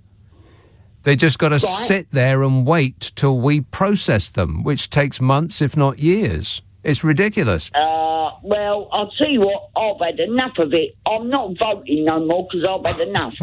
Because it gets right on my nerves. Now, anyway, I'll go to a lighter side of the conversation. Mm-hmm. Tomorrow, Sunday, I will be watching Matt Hancock being pushed out of a helicopter. I would get up there myself and personally push him out, make him eat all the bugs, grubs and everything else, make him clean the toilets out. Are you going to watch it? No. Why not? I've never watched that show. I hate those shows. I'm not going to do it. You know what? I've had a bet on him. I reckon he could win, you know. I think that from what I've read, that people cannot wait to punish that man to the fullest extreme. I can't believe you get £400,000 for doing it. 400 grand. Yeah, but the thing is, he's getting that money, but he is donating a lot of money to the Dyslexia Society. Please, do me a... He is, oh, get lost, Maxine. There's no need to be so rude. No, hang on a minute. What I read was that he is giving his salary. Now, you cannot read what you see in the papers. I cannot believe what I read in the papers. So I don't know, but it doesn't prevent me from having a strong suspicion that what he meant by that was that he was going to donate the salary of the weeks that he's in Australia, not his entire year's salary.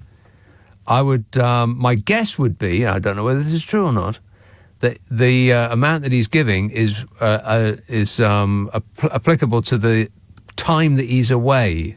That's my guess. Yeah, but you know he's never going to go back into politics, is he? I bet he'd be back at the drop of a hat. It is also true that he's got a book out, so that may have probably some. You've got to watch it though, because I'm not some of these people that are in the jungle, they're going to give him some grief. Yeah, they make him eat. I don't care. I'm not watching it. Kangaroo part. Don't say it, Maxine. If he is going to eat kangaroo parts, then there is one thing you must remember. You must, and this is very important, you want to write this down.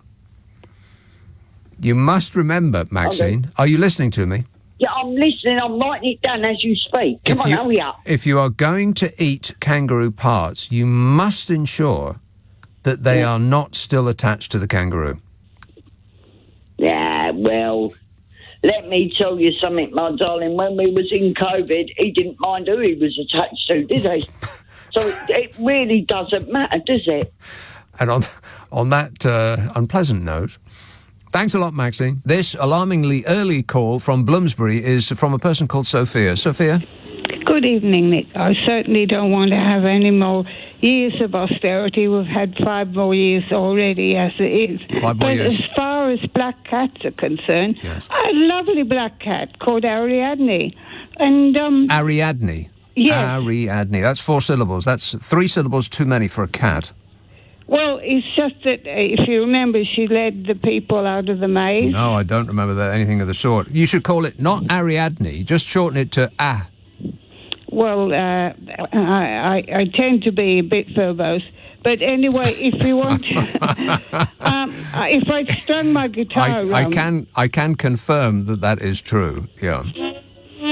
What is that? Well, if I strung my guitar around me, I would... that doesn't sound like a guitar. That sounds more like a mouth organ, or... It's a harmonica. Like I said. Yeah, indeed, you got that right. Yeah. You've got to be classy these days. Harmonica. Mm-hmm. And if you like... There's nothing classy about a harmonica unless it's being played by Stevie Wonder. No, it's not Stevie Wonder I'm on about. It was Bob Dylan who played it originally that I was very interested in. And then I found out, I thought he wrote all his own music, but he just does the singing. Bob Dylan? Yes. Bob Dylan just does the singing?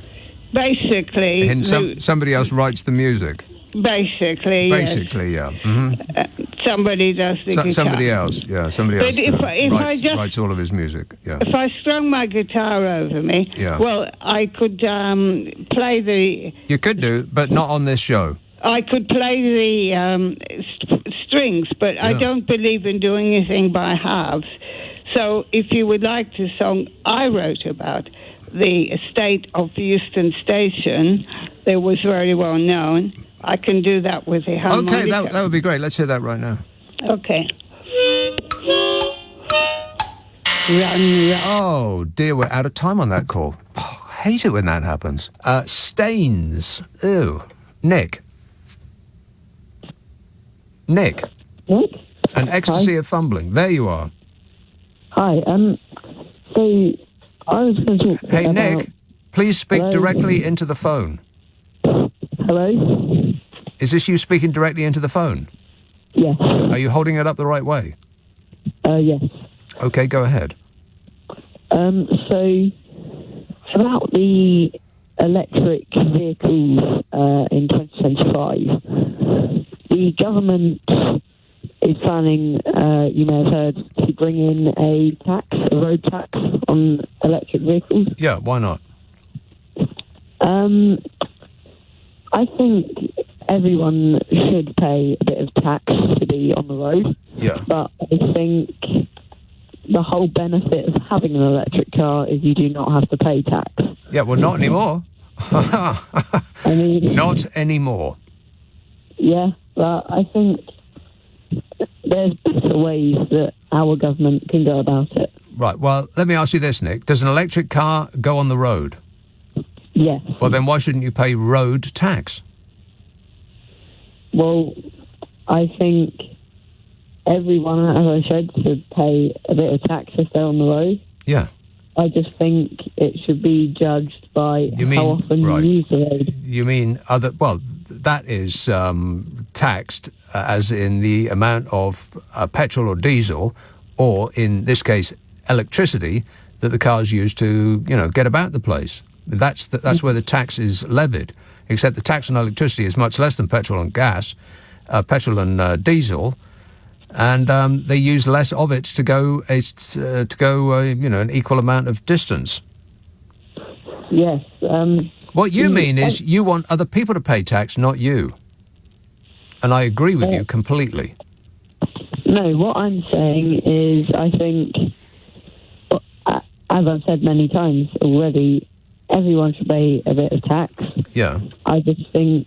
Other people should, more than you.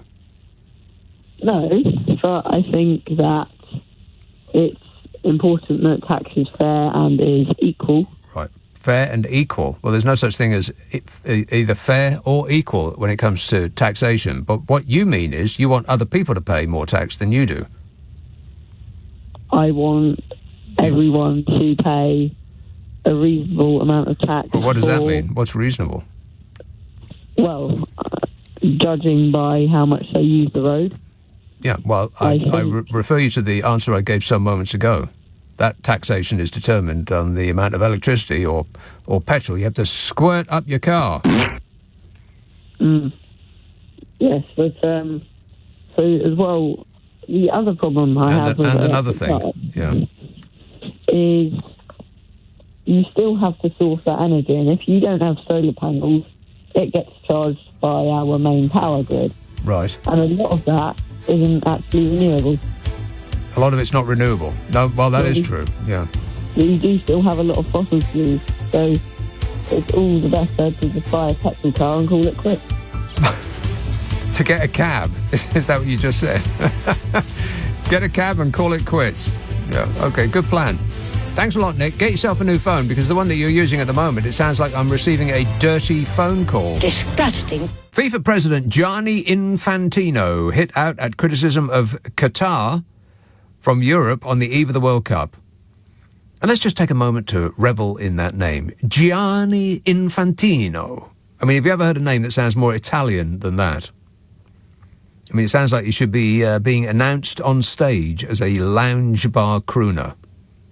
Or a stripper. Disgusting. Put it away, Gianni. No one wants to see that, and it's totally forbidden where you are. The game's global governing body has been attacked for its decision to take the finals to Qatar, where human rights seem to have been struck off their to-do list. But FIFA President Gianni Infantino said, "We have told many, many lessons from some Europeans from the Western world," which doesn't really make sense. He says, "We have told many, many lessons from some Europeans from the Western world."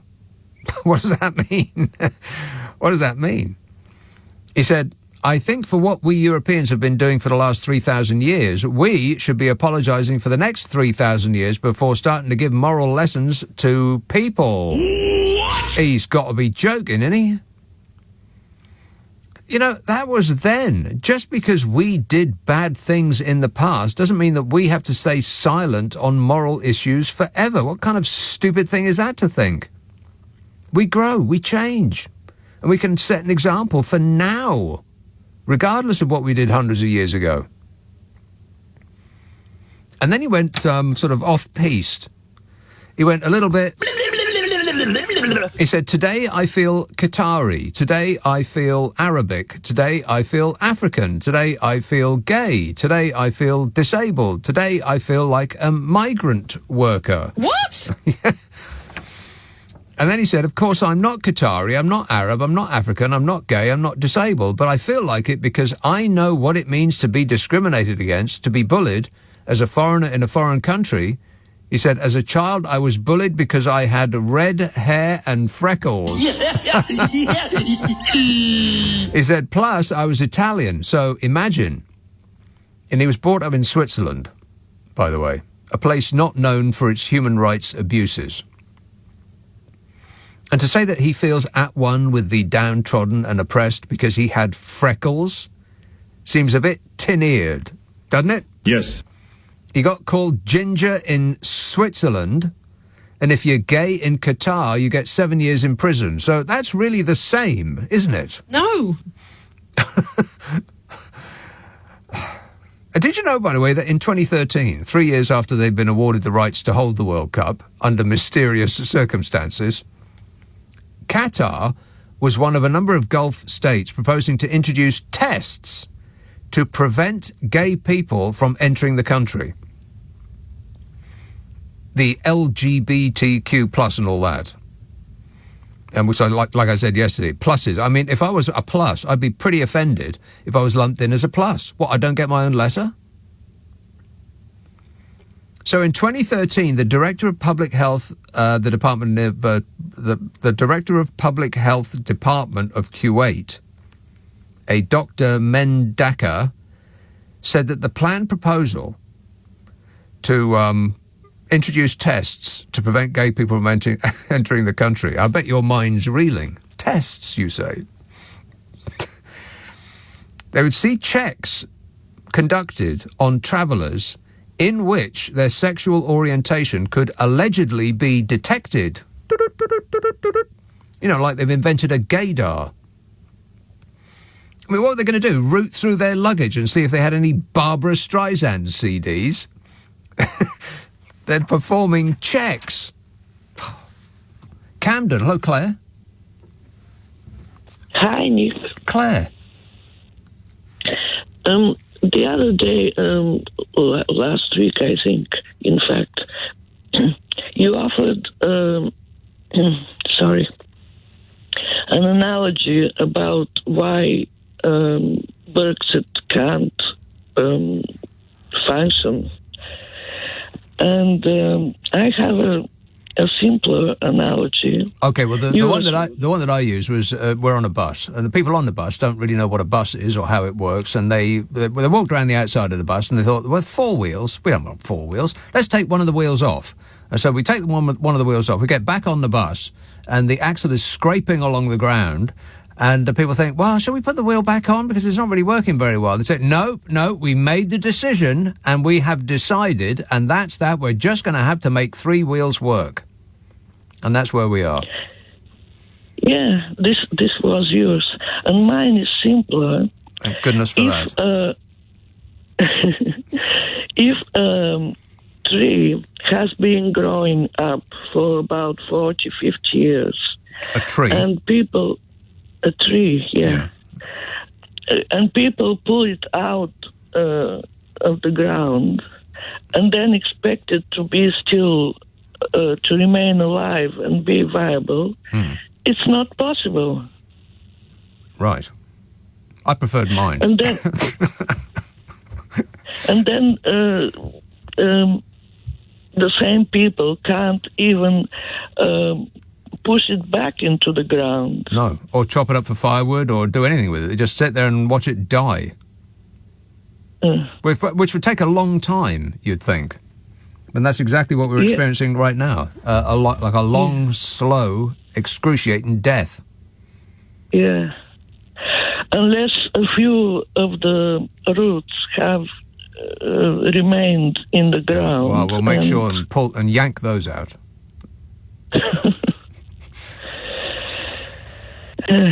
We're operating a scorched earth policy here, Claire, but there's no possibility that life will continue to exist on that tree. Sorry for the... you're really bringing us all down now. You're like harshing my buzz. But thanks a lot, Claire. Here's a call in Harrow. Jonathan, Harrow. I was eating a potato. Can you hear me? What? I was just finishing a potato. What kind of a potato? The cheap ones. A cheap one? All potatoes are cheap.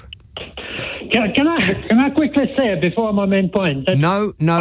Wait a minute. Let's establish what we're dealing with here. What kind of... Well, okay, it's a cheap potato, but how have you prepared it? Or are you just eating it raw? It was a frozen... Can I say the brand name with an M? No.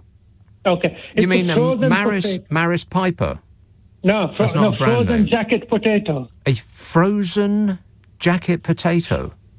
And then you just put it in because, and you're going to go, this is not nice to say, but because I was going to have nice chicken and things, but my fridge, little flies keep going in it. Flies? For the first time, and my fridge is right next to my toilet and bathroom, you said. Oh, God, that's way too much information. Well, you asked. I don't think I did. No, because so I was worried that if it will, because sometimes I've opened the fridge and You see a fly and I'm worried about dysentery and things. Flies are going to die in your fridge unless you haven't turned it on. No, but that's what I was saying on the Googles, but sometimes I open the fridge. It's never happened to me before because I'm very hygienic. You're hygienic? Because, you do the cleanings and all of this, but for the first time, there's the fly, so I have to maybe bin all of because there's chicken and things, and I don't want flies. No, not on your chicken. No, definitely not. Can I quit? I don't want to grass anyone up. Wait a minute, hang on a minute, but I have never heard of a frozen baked potato. Does it come as a frozen baked potato in a box from a supermarket, or have you previously baked one and then frozen it?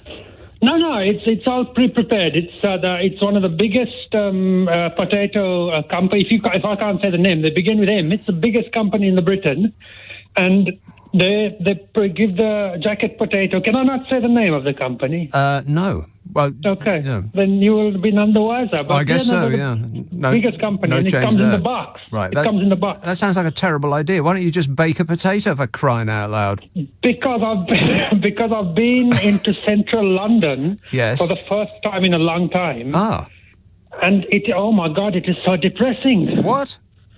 Because there's what has happened in London under, as you said, the smash and grab rate over the past 12 years. Yeah.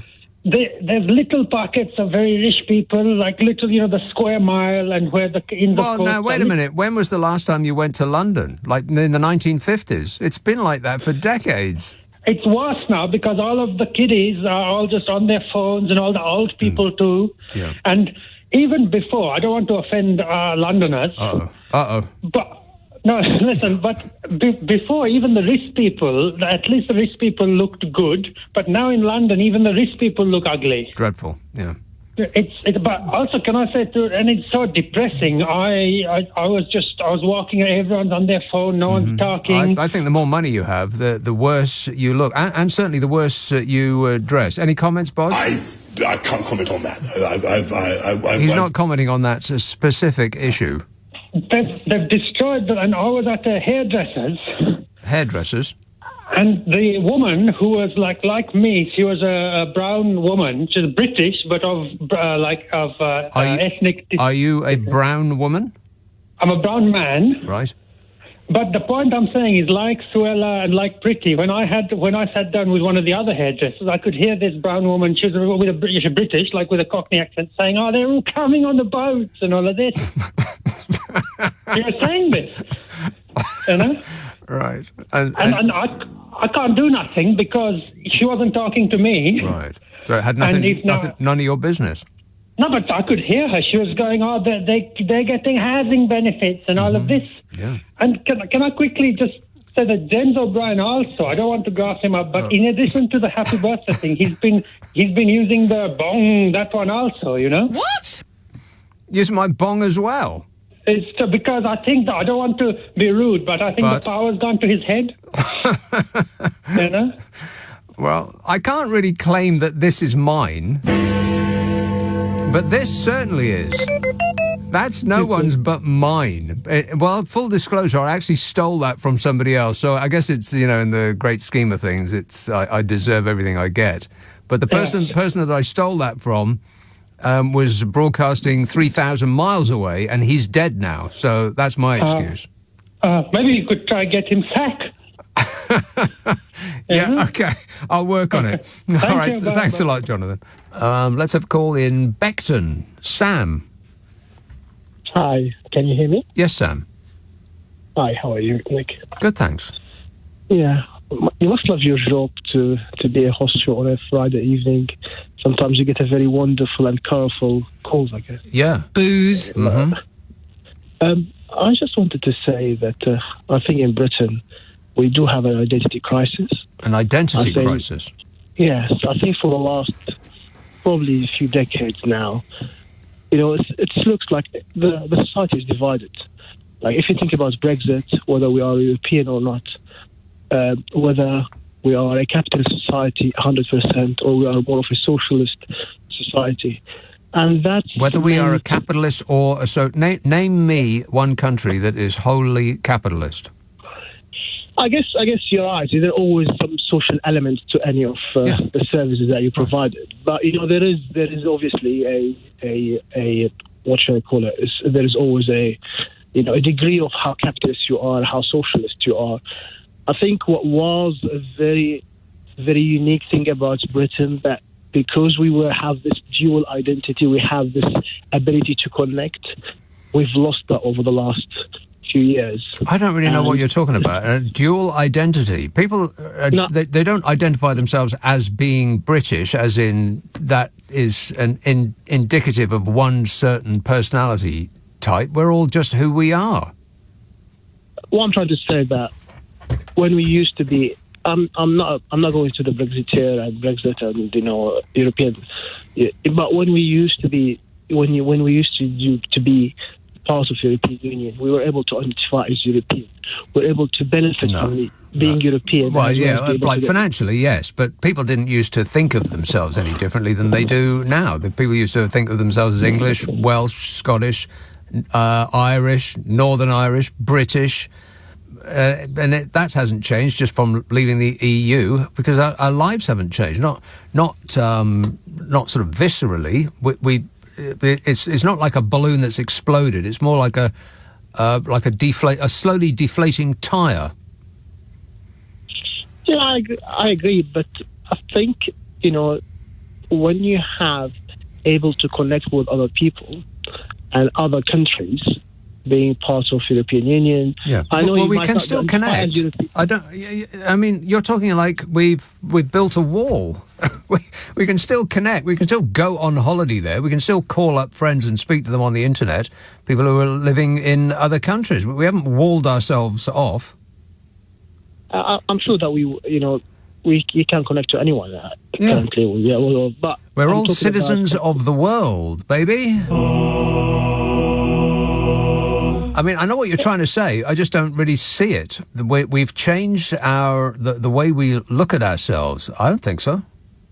I think we have. I think we have lost. Well, I know you keep saying that, but I don't. We are not able to identify what we are. Sorry. We're not able to identify what we are. The way people self-identify has not changed. I think if you look at a lot of, for example, you take every single, let's go about the UK. Brexit vote was almost 50%. If you look at Scotland, leaving the UK was almost 50%. People are really have split. There's a huge dichotomy among people. Well, it was always thus, and it seems to be more or less the same everywhere you go. I mean, America is the same. 50% of Americans wanted Joe Biden, and 50% Americans were dingalings. No offence, and it's the same here and there and everywhere, baby. But it doesn't prevent us from feeling British as well. I mean, the Leavers, they like to wave the flag about, but they didn't make them any more British than the people who wanted us to remain in the EU. Yes, but what I'm trying to get to here is that in the past, this kind of people have different opinion about who they are and how they connect to their identity and how they connect to the world. Right. Was actually a strength point for the UK. Yeah, I think that's becoming less of a weakness, actually. Yeah, I don't understand it. I mean, I understand the words that you're using. I just don't understand the concept that you're trying to put over. I don't think people in this country feel any different about themselves. They might be irate that their horizons have been limited, that they will be poorer, that their businesses that they run are finding it more difficult to trade with our biggest trading partner. People might feel as though they've been had, which we certainly have been, by a relatively a number of people whose desire to not pay the taxes that the EU would want them to have propelled them to lead us down this path of getting out of the European Union, which has obviously been a disaster for us and will continue to be for the rest of our lives. But I don't think that people think of themselves any different. I mean, after the EU, did people think, oh, well, I'm not European anymore? I doubt that people used to think that they were European. They thought they were British. And we happen to be near Europe. And they still think that. I don't think self-identity has got anything to do with the economy and with political movements of the kind that Brexit represents. I think, unless I'm completely wrong about this, but I just don't think that British people feel any different about themselves. We're still British, right? But anyway, good effort. Thanks, Sam. Peterborough. Hello, Doug. No, I'm not going to watch it anymore, Doug. Good. Good for you. Oh, God, I'm not on the radio, am I? It sounds like you, Doug. Did you call the radio? Yes, I did. Hello. Well, it's a miracle that we found each other. Oh, I didn't realise I was on the radio. Doug, you're on the radio. No, it's a Lady Louisa. For a limited period only. Yes. Oh, that is so sad. We ran out of time on that call. I hate when that happens. Watford. Hello, Steve. Hello, mate. Steve. Well. Yes, good, thanks. All the pubs in Watford are shutting, Nick. Are they? Obviously you wouldn't know this. Sort of living in probably Surrey or wherever. But I think it's a conspiracy, Nick, to keep people indoors. Now, when you say they're shutting, do you mean they're closing for business forever? Yes. Right. Some really good ones, I know. And they've tried to get hold of the local MP, who happens to be a Tory, but he's not replying or answering to any questions, or he's just pointing. I reckon he's with Boris. Right. I don't really care about it, but I didn't vote for him anyway. But I mean, it's just scandalous. I think they're trying to keep people indoors, Nick. Well, it occurs to me. I mean, I'm not a big pub person. They're okay. No. But I wouldn't overnight deliberately go out just to go to a pub. If one happens to be on the way to where I'm going, then I might pop in, But having done that a few times lately, it is quite alarming how much drink costs now. I mean, I know we should drink less of it, but are they trying to actually price us out of the market? Well, I ordered... Hang on a minute. I ordered two... if you order a pint of lager, it's not surprising to be charged 13 quid for the pleasure for 2 pints, which seems... I mean, that's two people having 2 rounds, 2 pints each, and you spent £26. That just seems too much, doesn't it? In a pub, the Wetherspoons is $2.29 per pint. Right, well, I don't go into Wetherspoons. I just don't. No, I'm not going. I refuse to do that. No, I won't do it. Why? Because of his hair. I'm just... it freaks me out. Give it a bash. No, I won't. I don't want to, and you can't make me. I went into a pub the other day in Norwich. 2 gin and tonics was 26 quid. What? £26 in a pub. Well, don't buy them then.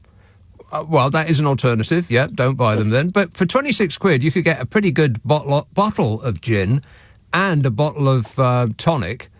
And you just sit at home and, you've missed the point of my call. But they're trying to keep us indoors. I mean, MPs aren't answering anybody about anything. Mm. It's very strange behaviour. Right. So you think that this is a conspiracy by the government, allied to the breweries, to keep people indoors by whacking up the prices in pubs? Right. I mean, the shops are too dear if there's only food in them anyway. Right. It's not normal. There used to be 30 pubs down Watford High Street. And 30? Less and less. Yeah. Well, less and less. That does seem to make no sense to me, but, it's dark now, it's cold out, it's raining. The people are going to stay in anyway for the next 5 months. You're going to have to get used to being indoors for, freezing cold with no electricity, staring at the mould on the wall for the next 5 blooming months. I talk to my cat. I know you don't like him, but I talk to my cat. It's nice, but he must have the option, Nick. That is completely incorrect in every respect. I like cats. I grew up with cats. I've never had a dog, but I kind of like dogs too, depending on what kind of dog it is. I mean, not yappy dogs. Why anybody would want one of them? It just blows my mind. Why would you want one of them? But like a proper dog, great. And I love cats, as long as cats love me. Are you saying to me, Nick, you've never been into Wetherspoons? I have done, but only by accident. By accident? Well, I didn't know it was what it was from the outside, that's all. anyone looks down on their nose here, Nick, and I don't know why that is. It's really good. It's his hair, Steve. Trust me. Well, exactly right. It's just a little bit freaky. That man's hair, I can't live with it. Which man? The Weatherspoons man. Oh, him. He's not in there working behind the bar, Nick. Well, it is never-present danger. It just might happen one of these days, and I refuse to put myself through that. I just won't do it. Thanks a lot, Steve. Got to go. Runcorn, Matthew. Hello, Nick. Matthew. Thanks for getting me on, Nick. I really appreciate that. I don't know much about you, Nick, but I really like you. I really like your banter. You're a good guy. I want to come on and speak about benefits and obviously, the recent announcements that I'm being upped. Yeah. All it is, there's like a silent majority out there that has like a lot. Yeah. Oh, at the 10.1%, Nick, you know. Yeah, but 10.1% of a small amount isn't much. Granted, but it's a very vital part of our society that people who need help get the help they need when they don't get the help they need. They get a certain amount of help, which is less than that amount is given to those who need help in other countries. But what's your point? When you say that, Nick, how do you refer? Because I've always believed that obviously we live in a country where we get one of the best benefit systems out there. So. No, we don't. We have one of the worst. But what's your point? Elaborate, please.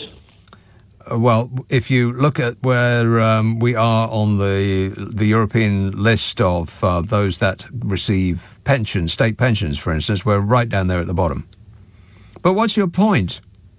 My point is, obviously, I'm very made up, but obviously any help to people that need it. And I do, like I say, obviously my point is, I feel there's a silent majority out there of workers, that is, honest taxpayers, etc., that have a lot to say, behind closed doors, that benefit claim is this, and people who don't work that. They're quick to say all that, and I was one of them, but there might come a time in anyone's life where they need help and they need to claim benefits. And, when the shoe's on the other foot, so to speak, they'd be quick to be sort of, quiet about things. Right. You never know. Anything might happen in the next 5 minutes. That's right. We're all one piece of luck away from a life of misery. That's absolutely true. A couple of pieces of luck away from sleeping in a shoe shop doorway, which is why people in other countries, better run countries, kinder run countries, people who live in countries that have a more caring government, they're happier than we are. Because there's precious little safety net in this country, as opposed to, the usual perfect countries where the happy people live. Sweden and Norway and, all the Scandinavian people, always so perfect. But that's the reason that they're happier, apart from they get to have a hot Scandinavian interface with each other. Disgusting. The reason that they're happier is because the state takes taxes from them, but then provides a comprehensive safety net, so that they don't feel that they're just one bad move away from a financial catastrophe. But anyway, thanks a lot for bringing us down there, Matthew. Good grief. Flying there for a while, but this show has landed. Joining us to discuss this, Robert Olds, director of the Bruges Group, a think tank which campaigned for the UK's removal from the European Union. Hello, Robert. Hello, glad to be with you. Well, thanks for your time. Are you one of the Brexiteers who is not completely satisfied with your Brexit? Well, it's a matter that the British government isn't doing what it needs to control its borders, and tokenistic measures, although individually can be welcomed enough, they're not doing enough on their own. They are inadequate ultimately, and we need to really, in a sense, change our own laws, change our relationship that we have with the European Court of Human Rights, and take a much tougher approach so that resources that we have, which are scarce and highly limited, as we have, significant economic problems in this country ourselves and a massive black hole in the finances that need correcting as a result of the COVID lockdowns.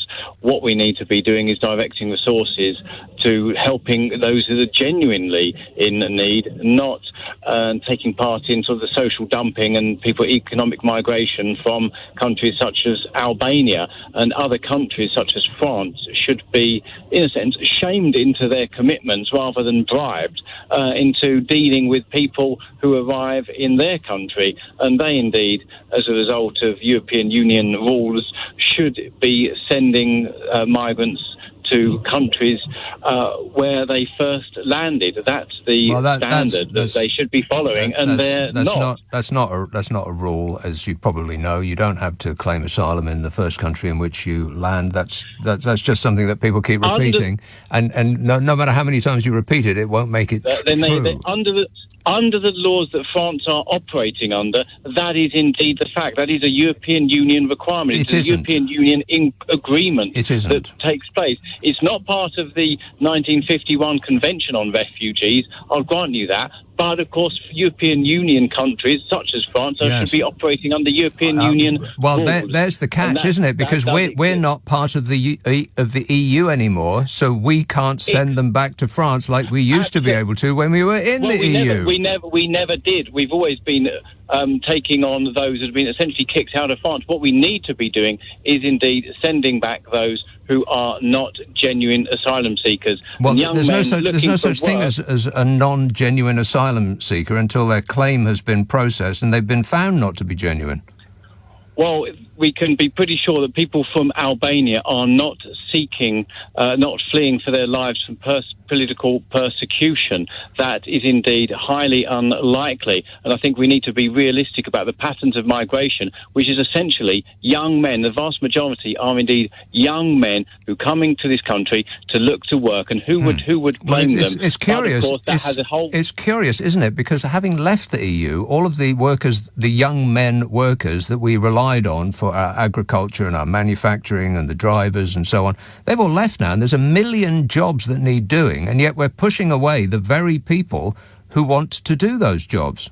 Well, Albania isn't an EU country, and they didn't actually all leave. 5 million people, which is more than we were ever told that were in this country as a result of migration, actually took part in the scheme to have indefinite leave to remain that was open to European Union citizens. So we had 5 million people come here. And yet that's a lot more than the 13,000 and yet we do that Tony Blair said. And yet we do have 1 million jobs which aren't being done, and yet we're pushing away the people that could do those jobs. That seems to be an act of self-harm. They're not doing the job, so are they? Well, no, of course not, because they're not. Because they're not allowed to. The labour shortage in this country comes from the over 50s who have essentially dropped out of the job market after the lockdowns, and the people were furloughed and they never returned to work, and that's where many of the difficulties have indeed come from. That's what the problem is, and we need to be getting it completely back isn't. them into the job market. It is nothing to do with... Robert, we do not have 1 million job vacancies because 50 and 60-year-olds have dropped out of the jobs market because they're suffering the effects of COVID. That's just not true. It seems bizarre. That's the main thing that's causing productivity problems in the UK economy, many skilled workers. And this is what we need. We do not need more unskilled migration. The farming industry would beg to disagree. Absolutely, they need to invest in tooling. They need to invest in technology. They need to invest in systems. You think the farming industry in this country have not invested in tools and technology? They've been relying on cheap labour, and why wouldn't they? We all have. The entire Western lifestyle. Robert, stop shouting at me. Well, I'll just fade you out. The entire way of the life that we have become used to in the West is dependent on using people who would accept a lower wage than we would. If we don't import them, then we export our production. Absolutely not. What we're doing is we're exporting our production. Our jobs to other countries. Yes, no, we are jobs not. We are relying on jobs other that countries. we don't want to do, Robert. You We're can't denying force people to bend over in a field for a pittance and pull tubers out the ground if they don't want to, if they can do better paid, better jobs. At a reasonable wage. And it has been established that the immigration that we've been having has essentially, of course, it's made the rich richer, but it's made the poor poorer. That is not reduction true. That is absolutely true. It's completely you can just speak incorrect. to people on lower incomes that have actually not had a pay increase and from 2008 until, of course, we began to get to grips with migration from 2018 onwards. Since then, of course, there's been a number of problems and we've been allowed the door to be open again when we need to take a much stronger line. But what we have in this situation is working class people, those on lower incomes, have largely lost out.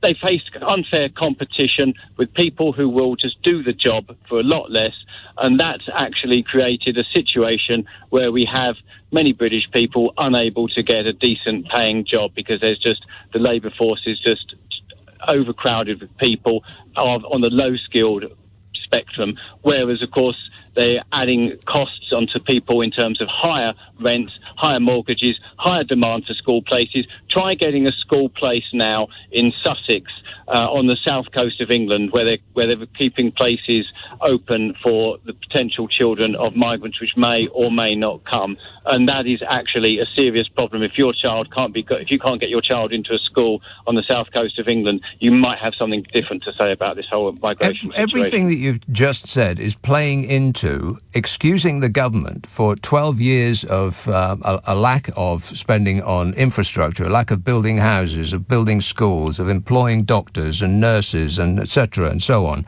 You're excusing all of that and blaming it on a vanishingly few number of people who have made it through France, who take way more than we do, and Germany takes a lot more than we do, and eventually come here because they have family here, or they speak English, or they've been misinformed that they'll actually have a welcome here, that we are kind and open-hearted people, whereas you seem to be proving the opposite.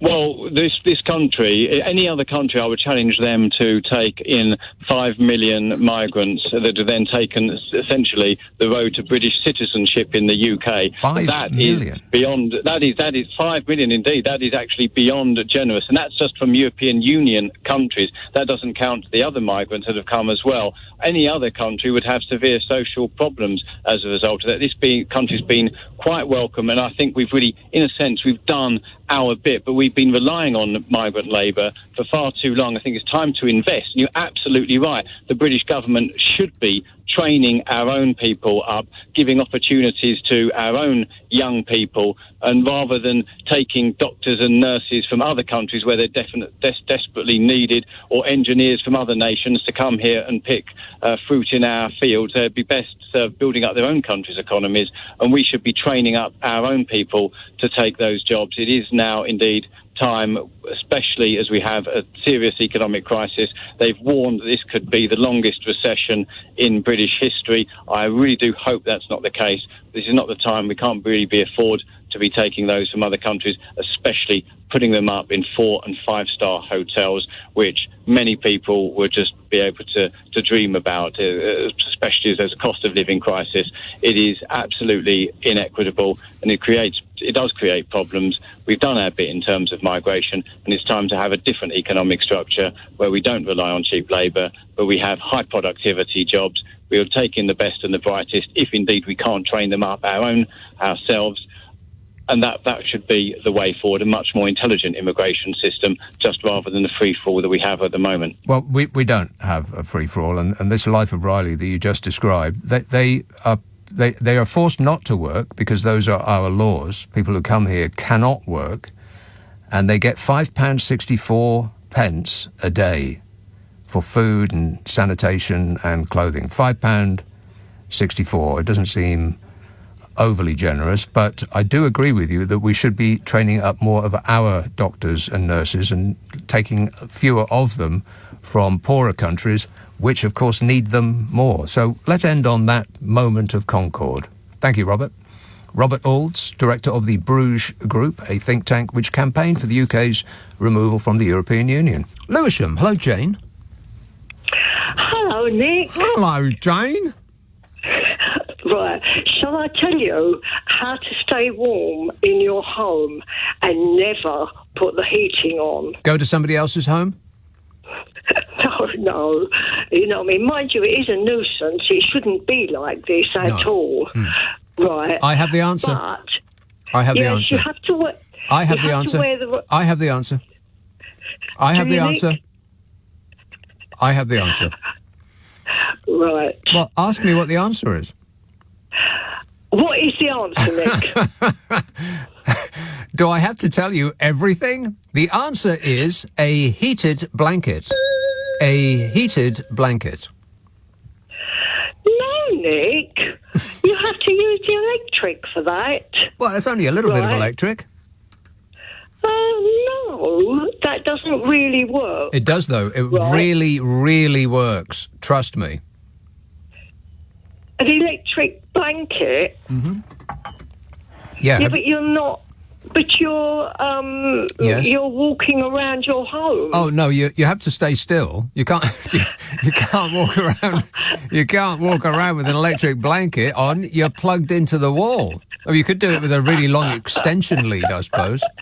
But no, I'm telling you, they are the answer. If you haven't got yourself an electric blanket, get one straight away, if not sooner. I see, but you can't walk around then. No. Well, why would you be walking around your own home? Just find a place to sit and just stay still. But you have to walk around. Well, every now and again when you get up from the TV during the commercial break to go and make yourself a nice cup of tea. Yes, Yeah. for lots and lots of reasons. Mind you, one thing that does make you warm is hoovering. I don't know what about hoovering. If you really are cold, get the hoover out. Yeah. But, right, when it gets really cold... Vigorous scrubbing will do it too. When you walk in your home, right, when you walk in your home. Right. Yes, when it gets really cold. The first thing you put on is a balaclava, right, because you must not breathe in the cold air of your home. That is essential. What are you wearing? Right, are you wearing the balaclava back to front? It's got a hole for your mouth. Yeah, but you cover your nose, don't you? You cover your nose. All you see is your eyes. And that keeps you. Then you put on your house coat. Then you put on your ski celopats or ski trousers. They are lovely and warm. I've got them on now. Wow. They are just beautiful. What a sight you are painting for us. It's horrifying. A warm sight. And then So you basically dress up like a bank robber. That's what you're saying, isn't it? Like a bank robber in Zurich or some like and then you Swiss put Alps. on your walking shoes with wool socks and gloves, and you can run around the house, but you're just absolutely warm, and you just do not put on the heating at all. Right, and nor really dressed like that should you answer the door to anybody. That would be my recommendation to you, Jane. You do. No, don't do it. Don't even think about it. You know, you would look fantastic with wearing a balaclava round back to front. Do you mind if I say that? Good advice there, Jane. Thanks for passing that on. Kingsbury. Hello, David. Hello, Nick. Yes, social media in general. I've lived alone for 30 years, and it's my little world. I do go out, but you can't be out socialising all the time. You'd like to go home and don't want to be on your own. And right. I mean, Twitter is very polarised, but I do get the impression that it's very much like drunk people. They seem to go on Twitter, and it's like they lose their inhibitions. Yes. You get used to it because it's only words. You know, the great thing is they can say what they like, but unless they come around your house and do something, it's just words, and you think... Well, that's one way of looking at it, but people do get damaged by others' words. I mean, they're not without consequence. You can damage people's lives by, attacking them just verbally or, on online.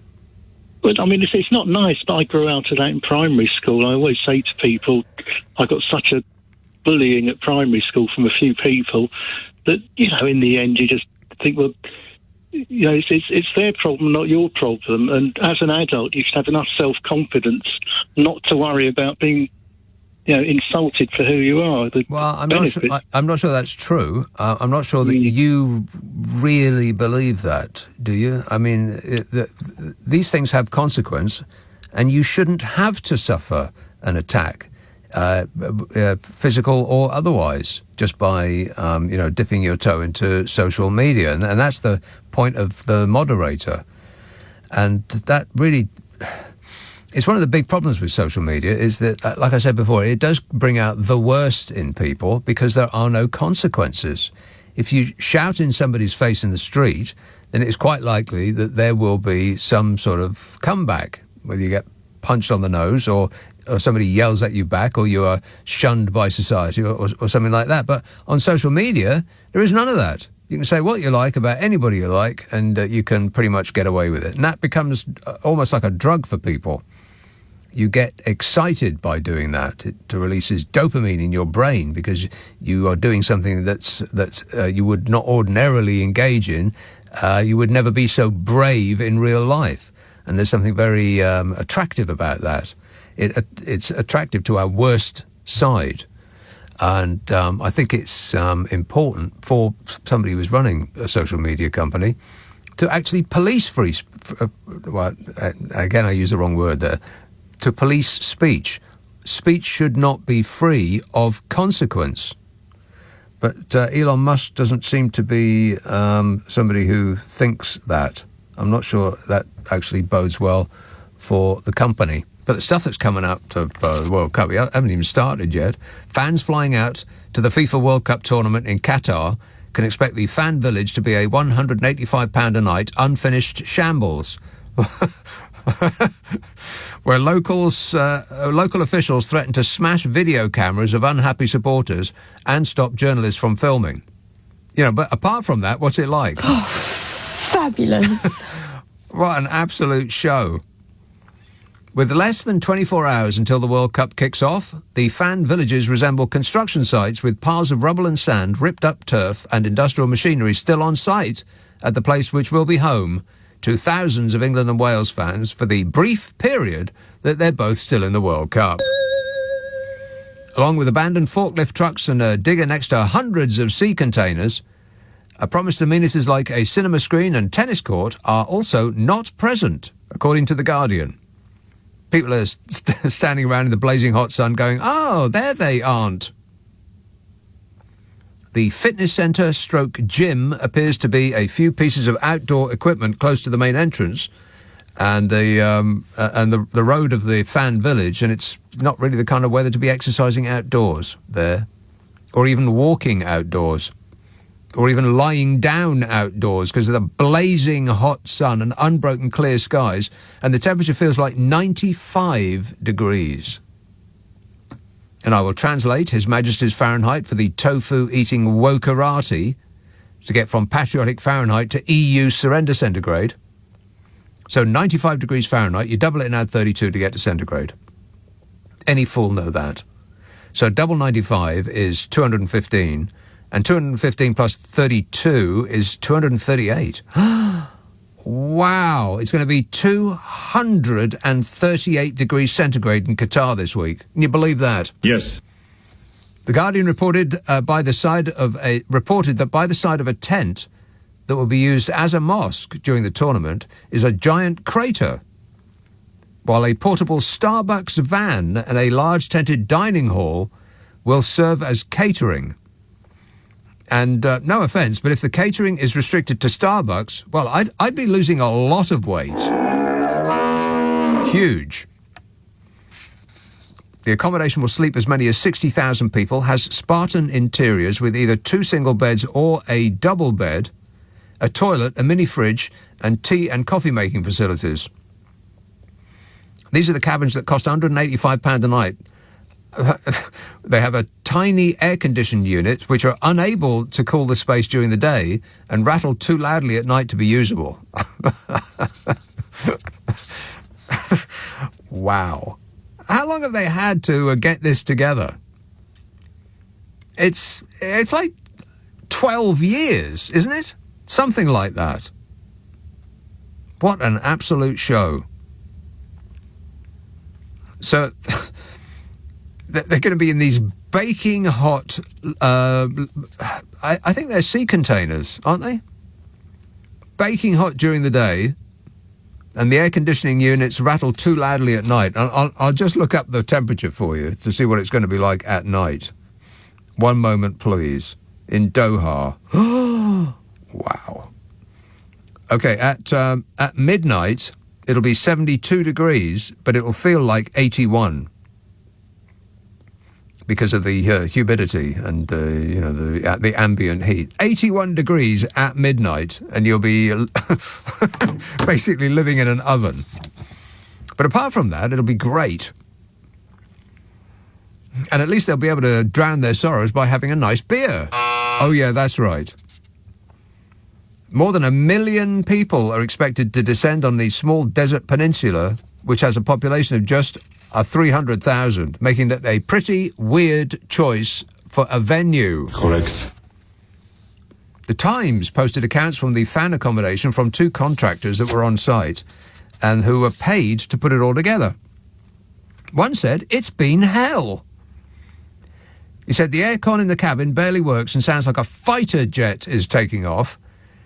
Even if you have it on all the time during the day, it's still 27 degrees centigrade, and you can't have it on at night because it's too noisy." I mean, of all the things you'd think that they'd get right, people living in Qatar should have air conditioning. Shouldn't they have figured that out? He said, "The beds are rock hard, so you might as well sleep on the floor." He said, "I've never been somewhere so uncomfortable. We've been here for 10 days and it's a nightmare," he said. "It might be okay if you want to rough it for a night or two, but any longer would be dreadful." Well, don't worry, England and Wales fans, because our teams will be out so quick you'll barely have time to lose any sleep.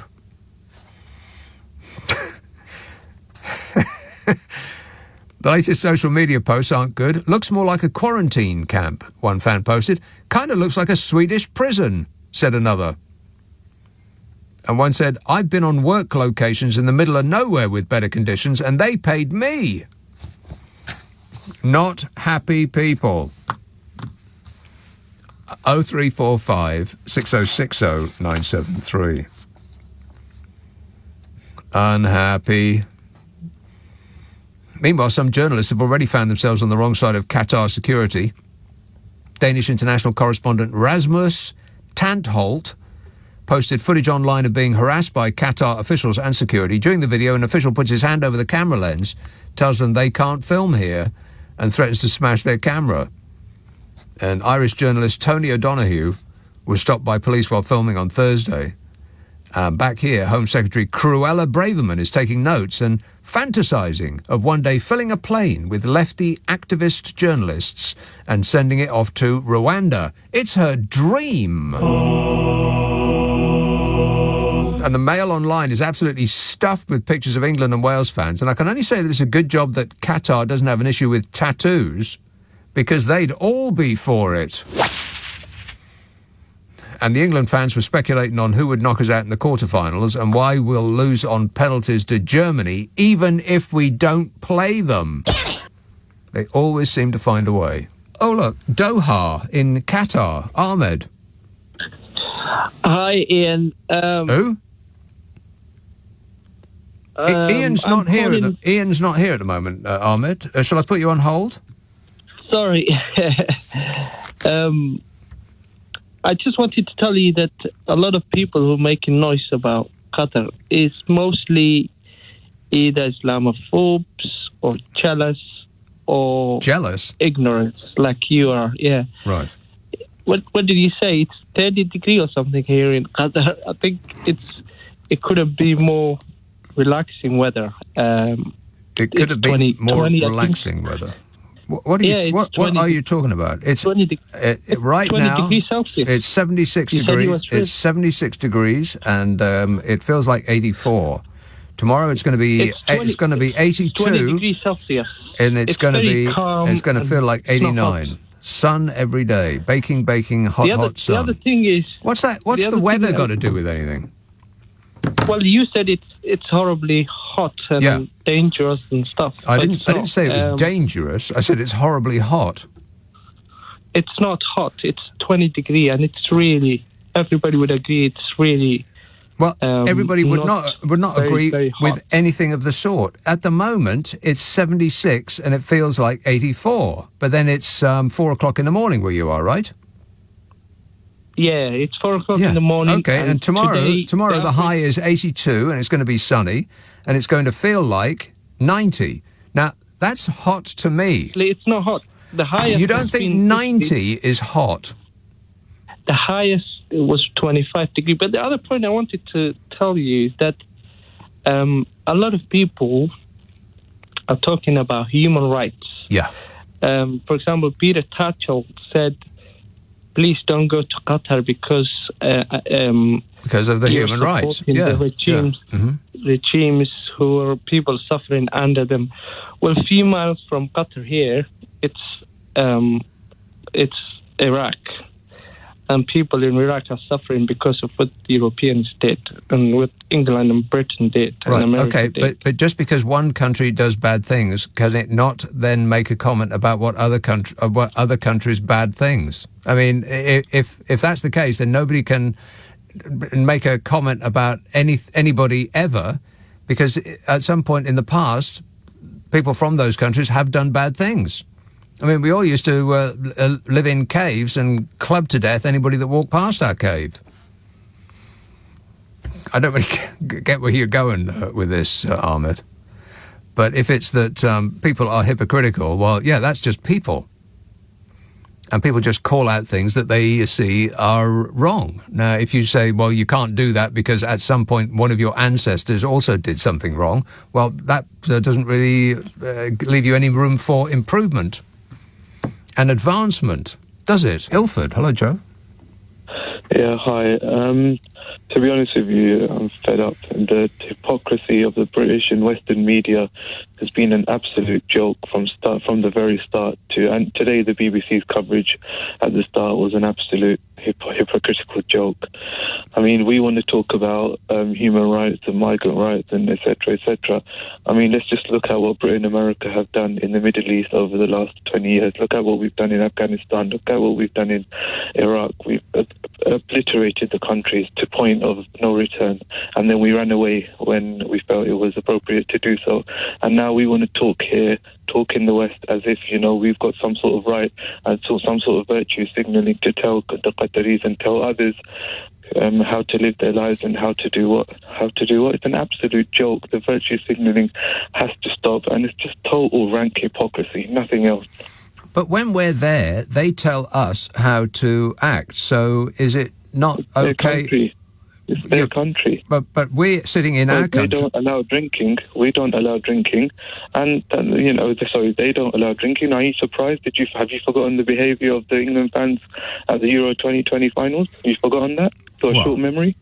Yeah, but you can't legislate for people who can't handle their drinks to mean that nobody should be able to drink, surely. In their country, and fair enough.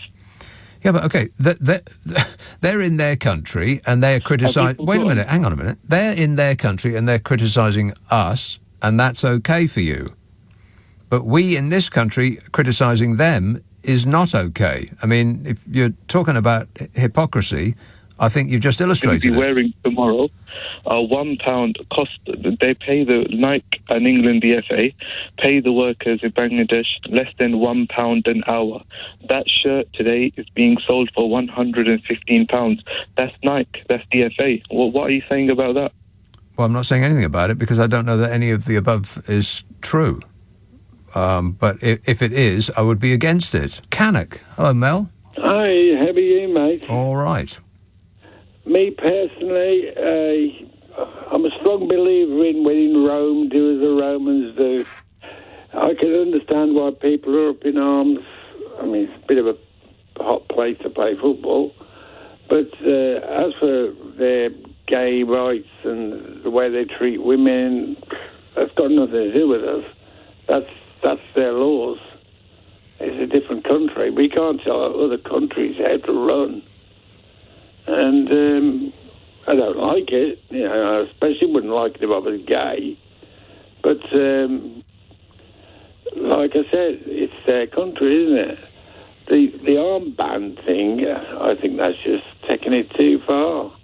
Taking what? Who's taking it too far? Well, I think Qatar are taking that too far. It's just going to be a badge on someone's arm. It's nothing.